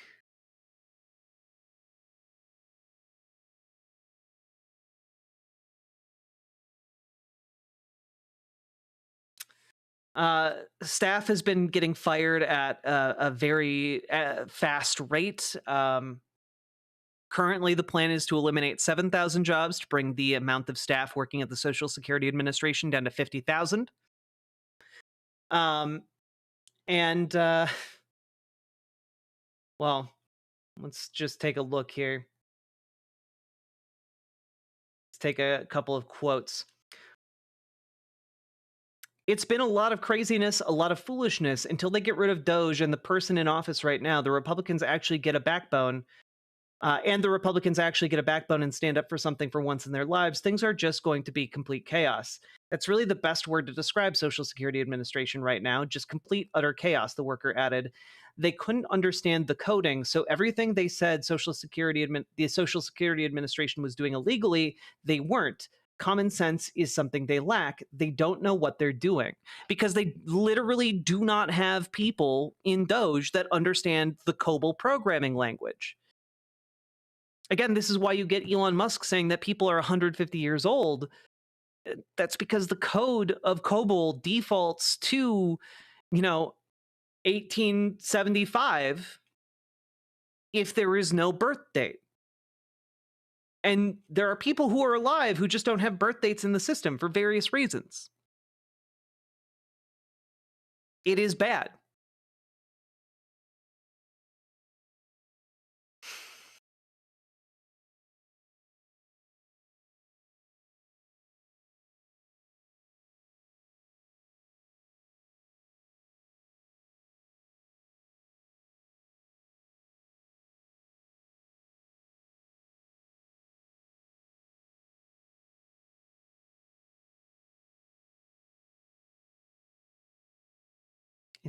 It's just really bad.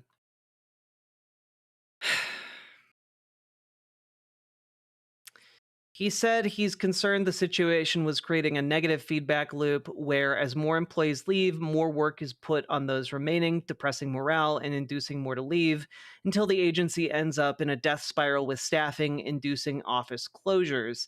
You're going to see a wholesale collapse in the agency's service structure. Call wait times will skyrocket, wait times for appointments, processing times, all of it is going to skyrocket because there won't be enough people to do the jobs, which opens the door to privatization.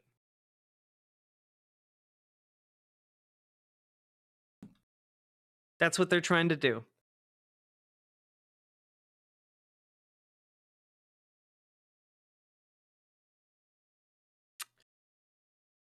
And folks, I feel like I don't need to really explain to you guys how, if the Social Security Administration goes, if payment of those Social Security checks stops, if that money stops flowing for even a handful of days, people will die. And those who don't die immediately are going to be put into a spot of existential crisis. The political landscape becomes a lot more chaotic, a lot more dangerous, and people are going to fight about it. They're going to fight for their right to live.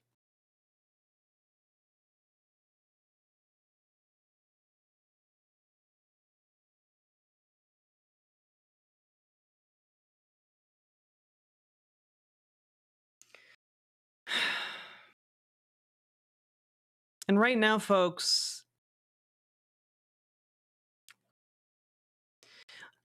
I don't have great answers for you. In terms of what you should do, call your senators, call your congresspeople, call your representatives, call them every weekday, leave them messages.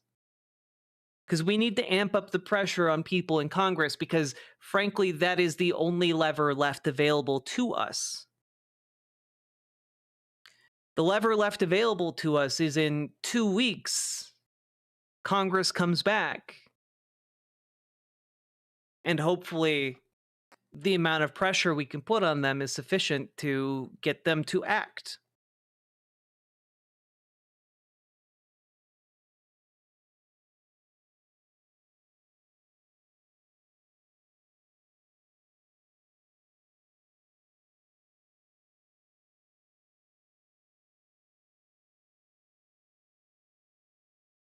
It's not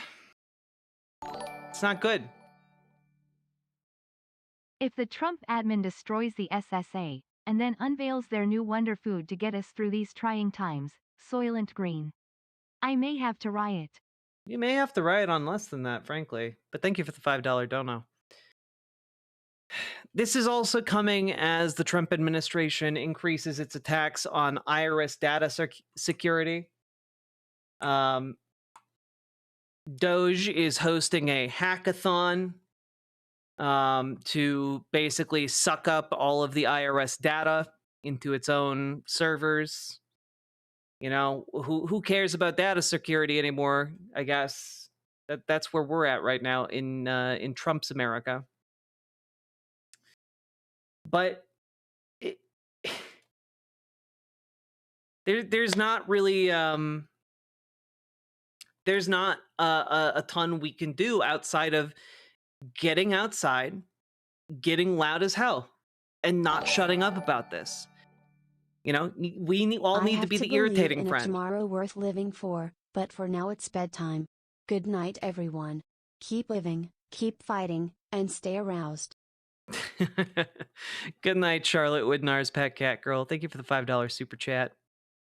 But yeah, right now, the solution is the same as when we started stream. It is being aware of what is happening, doing what we can to shore ourselves up, and then getting loud and not shutting up about it. Getting outside, getting loud, finding solidarity, finding that community. We need to do that.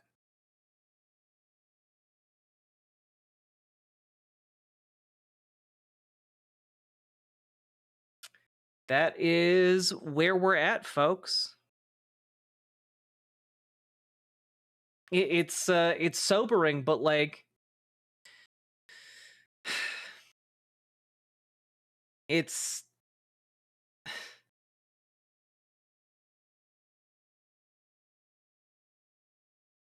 I really think Doge's entire plan is to get as much of America's data as possible to throw it all into a large language model for their AI gods. I mean, yeah, frankly, GamerG, like Doge has its own priorities. There's a whole story unfolding about how the USGA or Doge inside the USGA like overwrote like I think it's called LTO 9 tapes in order to like have better storage. Like they took everything off of like 30 plus year stable data storage tapes and put them onto like new hard drives. And it's just like they don't know what they're doing. They're destroying like all the shit. You know, they're destroying like the data, and people are like, "Oh man, they're so incompetent." Except when it comes to Doge, I don't think they're incompetent. I think Doge is evil. You know, they don't care if they break the entirety of the IRS. They don't care if they break, you know, the Social Security Administration. They don't need the Social Security Administration at the moment because they're all young idiots.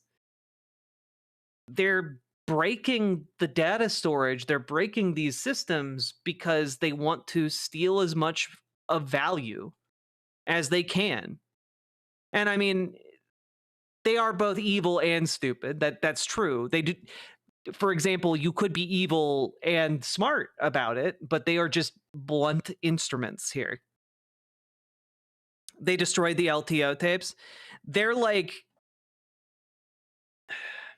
here, where can I find this? Yeah, here we go. This is an actual tweet from Doge. The US GSA IT team just saved $1 million per year by converting 14,000 magnetic tapes, 70-year-old technology for information storage, to permanent modern digital records. Which, what are LTO tapes? They're basically magnetic storage that allows for the long-term storage of digital data in a lot more stable condition than in, like, say, a disk-based hard drive or solid-state drive. It's basically magnetic tape.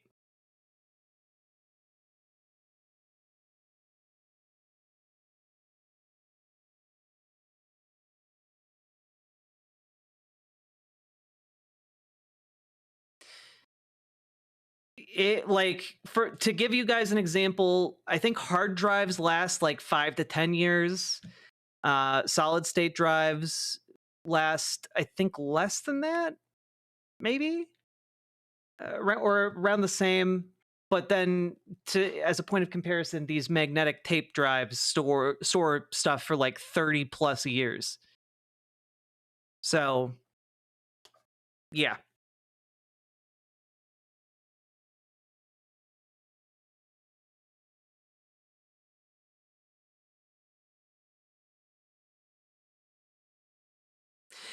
Yeah, Dark Gray Otter, the actual tape to store stuff is very cheap, but you need like players that are very, very expensive.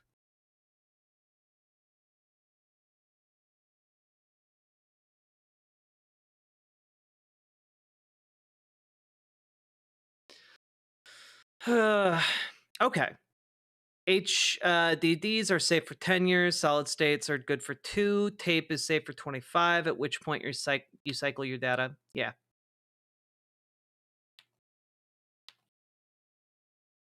You thought magnetic tape was notorious for deteriorating? Nope.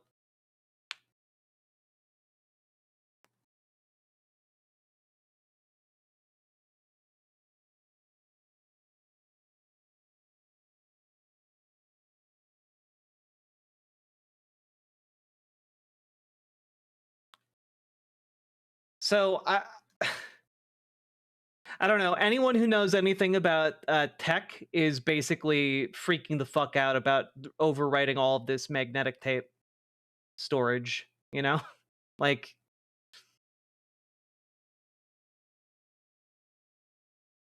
it's...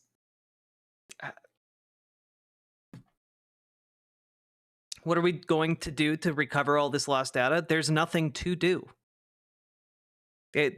Sometimes you just lose stuff and it's gone. And what can we do? What should we do? I mean, once all this is over, these little Hitlerite freaks need to be put up in front of the Hague, along with all the folks they collaborated with. Frankly, that's my very sober, even-keeled response.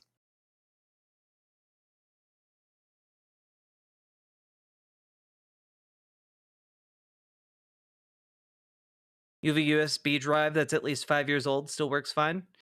Yeah, okay, but do you want all of the government data to sit on a 30-year-old USB drive that may or may not work, of which there are no backups? No, you don't. Nobody wants that for data.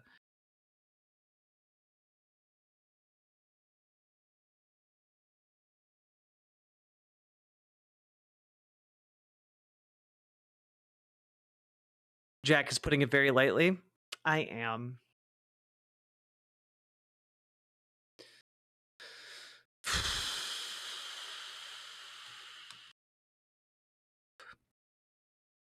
You're also talking about petabytes of data, not a few GBs? Yeah.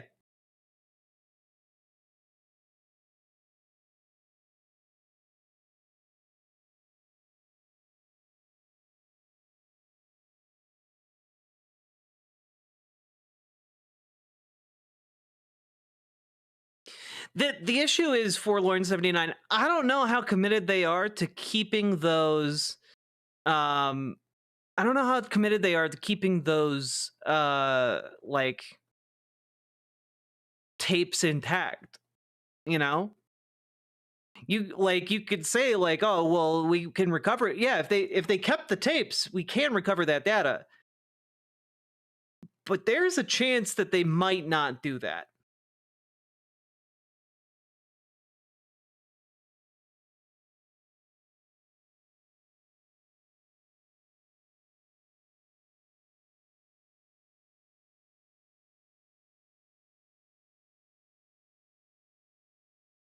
God.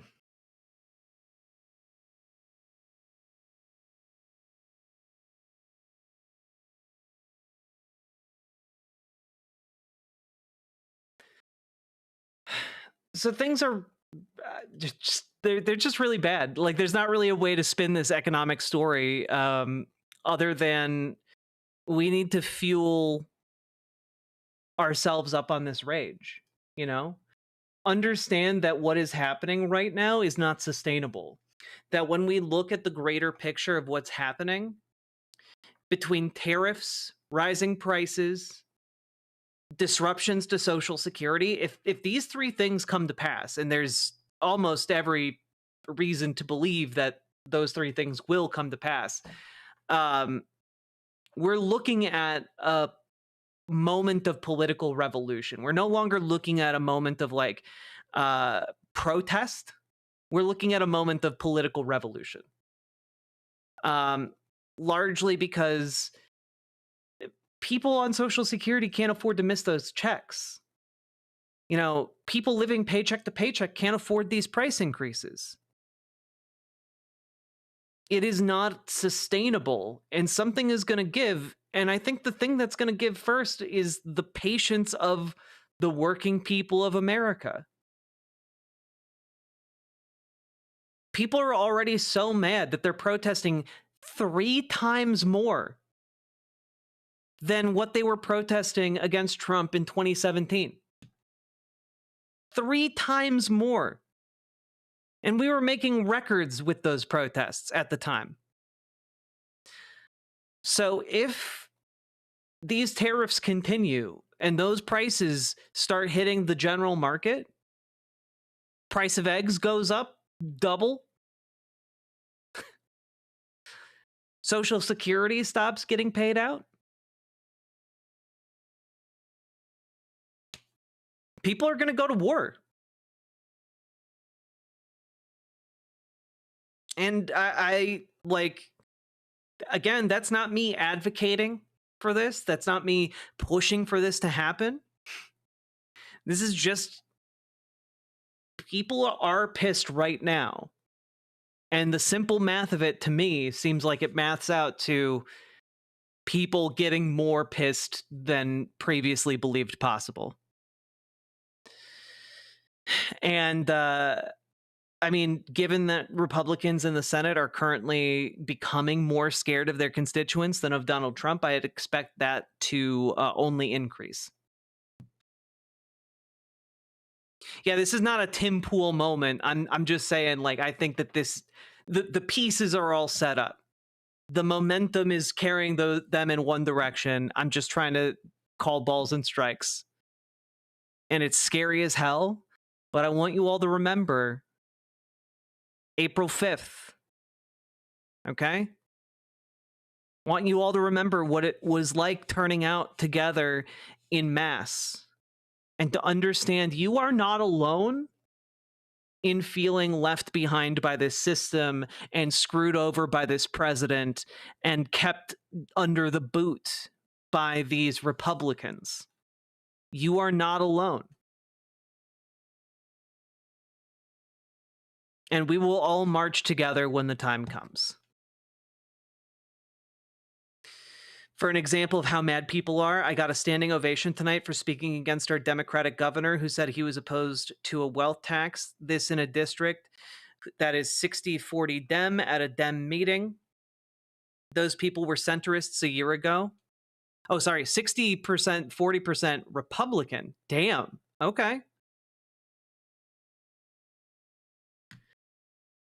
Yep, 5051 is doing another round of protests on April 19th. I know that Indivisible is having another round of protests on April 12th. Tesla Takedown is going every single weekday. Or not weekday, but like in every single area. You guys got to get out there. Guys got to get loud.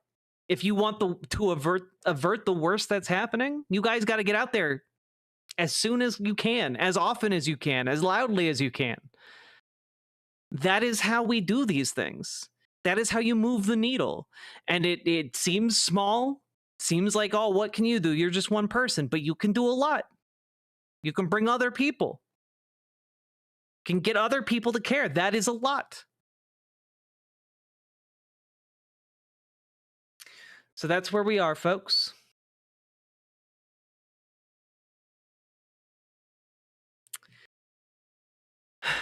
Get loud, stay loud, and do not back down.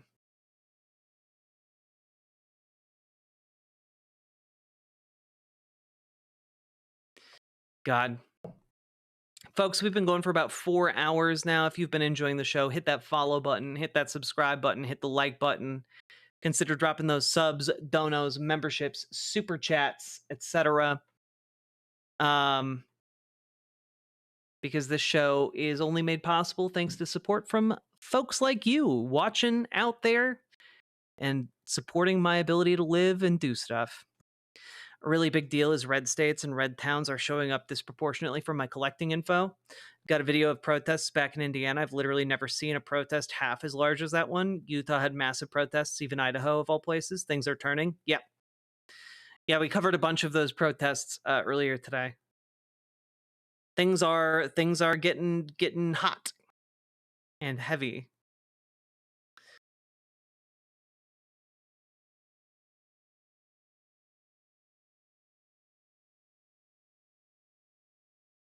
God.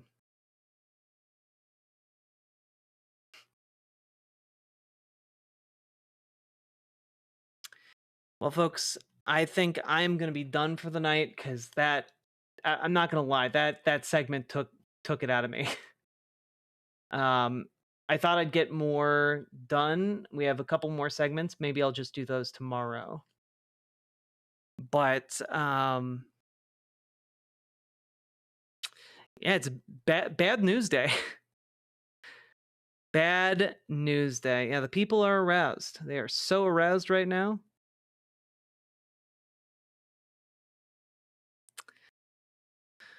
All right. Be kind to yourselves. And keep strong, okay? When Congress is on break, will it do any good? Call and write them. Yes, because even though they're on break, they are still working. They're going back to their home districts. So it's still worthwhile to call. You might want to prioritize their home district offices rather than the DC offices. With that being said, good night, everyone. I will be back tomorrow. Bye.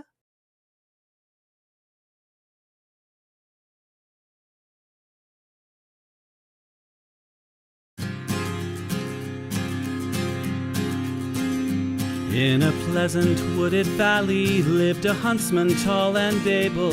He relied on skill and cunning for the food upon his table. He would walk the forest shadows with his little son in tow, teaching him the archer's art and all that he should know. Keep your eye clear and keen like a falcon on the wing. Keep your heart strong and steady like your hand upon the string. Never bow to a tyrant while your people are laid low, for the highest head may fall to the man who wields a bow. In the valley there was freedom and a man was left to living, but as year gave way to year the ruling men grew less forgiving. On a day as black as death a governor to rule them came, turning landsmen into slaves, and Gessler was his name. In the center of the village Gessler set a lofty pillar, and he ordered every subject, be he serf or be he miller, to do homage to the hat that Gessler placed atop the pole, or to forfeit to the crown his life if not his soul. But the huntsman William Tell came into town the morning after. William heard of Gessler's order and could only roar with laughter. Honest men should hold a rank above a petty autocrat. I would never bow to him, I'll not bow to his hat. Keep your eye clear and keen like a falcon on the wing. Keep your heart strong and steady like your hand upon the string. Never bow to a tyrant while your people are laid low, for the highest head may fall to the man who wields a bow. Gessler's soldiers seized the huntsman and his little son for treason, but the people of the village cried for mercy and for reason. Gessler stays the execution, but a cruel test contrives. Prove to me your skill, and you may ransom back your lives. I have heard it said you have no peer with longbow and with arrow, that your shaft can find the quickest hare and fell the smallest sparrow. On the head of your young son I'll place an apple ripe and red. Split it with one shot, or at my word you both are dead. William Tell went to his son and said, I swear I will not hurt you. Courage will not bow to fear, nor shall this evil conquer virtue. Turn your face towards our home and stand as still as any tree. I will split the apple, we shall soon be home and free. Keep your eye clear and keen like a falcon on the wing. Keep your heart strong and steady like your hand upon the string. Never bow to a tyrant while your people are laid low, for the highest head may fall to the man who wields a bow. Every tongue was still and silent as the archer paced the distance. Gessler's soldiers lined the square and there was no hope of resistance. William knocked a single arrow, put his shoulders back and drew. Then the arrow sang and split the apple clean in two. All at once the crowd erupted into cheers and into chatter, and a second arrow fell from William's quiver with a clatter. Gessler said, why hold two arrows when I bid you shoot but one? That one would have found your heart if I had shot my son. Take the archer now and hang him, Gessler to his men was crying. But before the soldiers moved, the archer and his son were flying. From the shelter of the wood, the hunter loosed a final dart. Gessler died with William's arrow buried in his heart. Keep your eye clear and keen like a falcon on the wing. Keep your heart strong and steady like your hand upon the string. Never bow to a tyrant while your people are laid low, for the highest head may fall to the man who wields a bow. Keep your eye clear and keen like a falcon on the wing. Keep your heart strong and steady like your hand upon the string. Never bow to a tyrant while your people are laid low, for the highest head may fall to the man who wields a bow.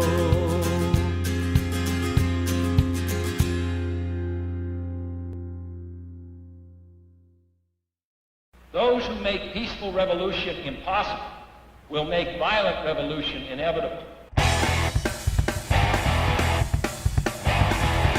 Yes, we have to deny so many claims from us to meet our shareholders' expectations.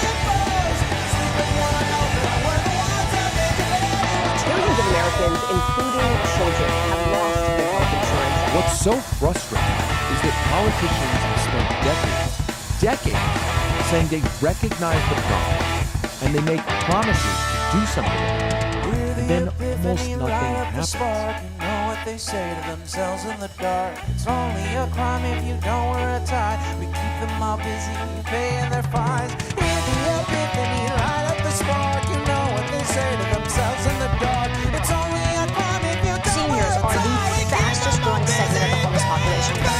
And this is a great thing because it inspires everybody, gets the motivation to look up to the 1% and say,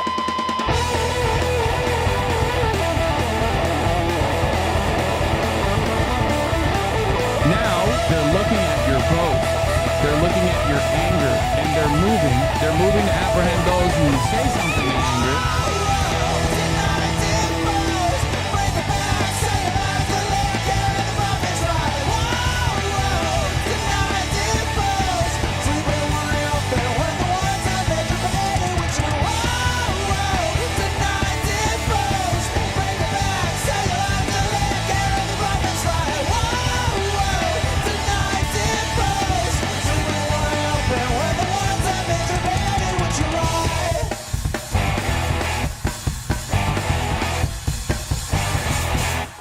increasingly by choice or by accident, this is the role our nation has taken, the role of those who make peaceful revolution impossible by refusing to give up the privileges and the pleasures that come from the immense profits of overseas investments.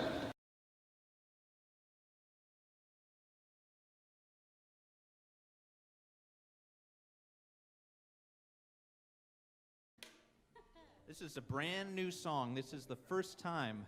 You are the first audience to hear this song. It's a world premiere. This is the first time we've ever played it together. I'm writing it right now. I mean, basically. Recently, I was reminded of this lyric that floats around in several gospel songs, including "Oh Mary, Don't You Weep," which is, God gave Noah the rainbow sign, no more water, fire next time. And I was thinking about this summer and our yellow skies, and I thought, fire next time. So this song's called No More Water. I need a little bit more water. Yeah. That's like psychological. I'm feeling the smoke. Here we go.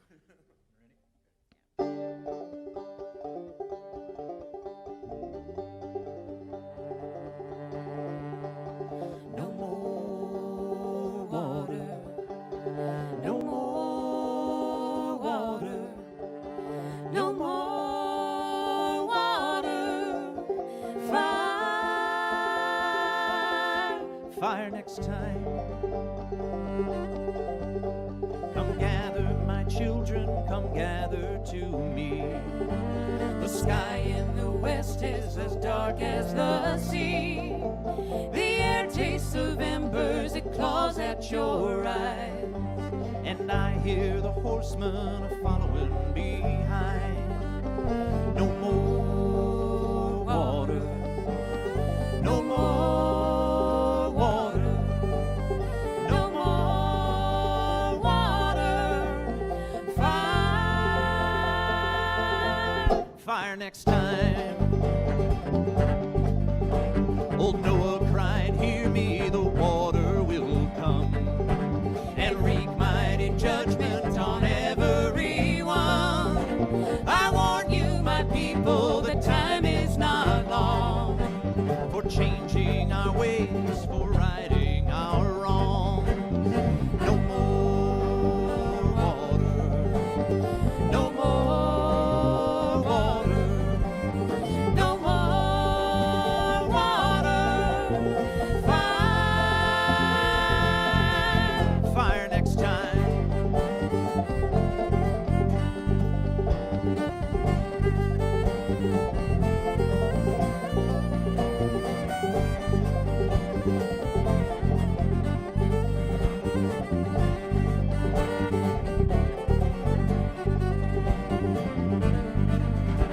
The people dismissed and denied and delayed, long after the rivers were swollen with rain, and only when floodwaters swallowed their cries did the sign of the rainbow appear in the sky.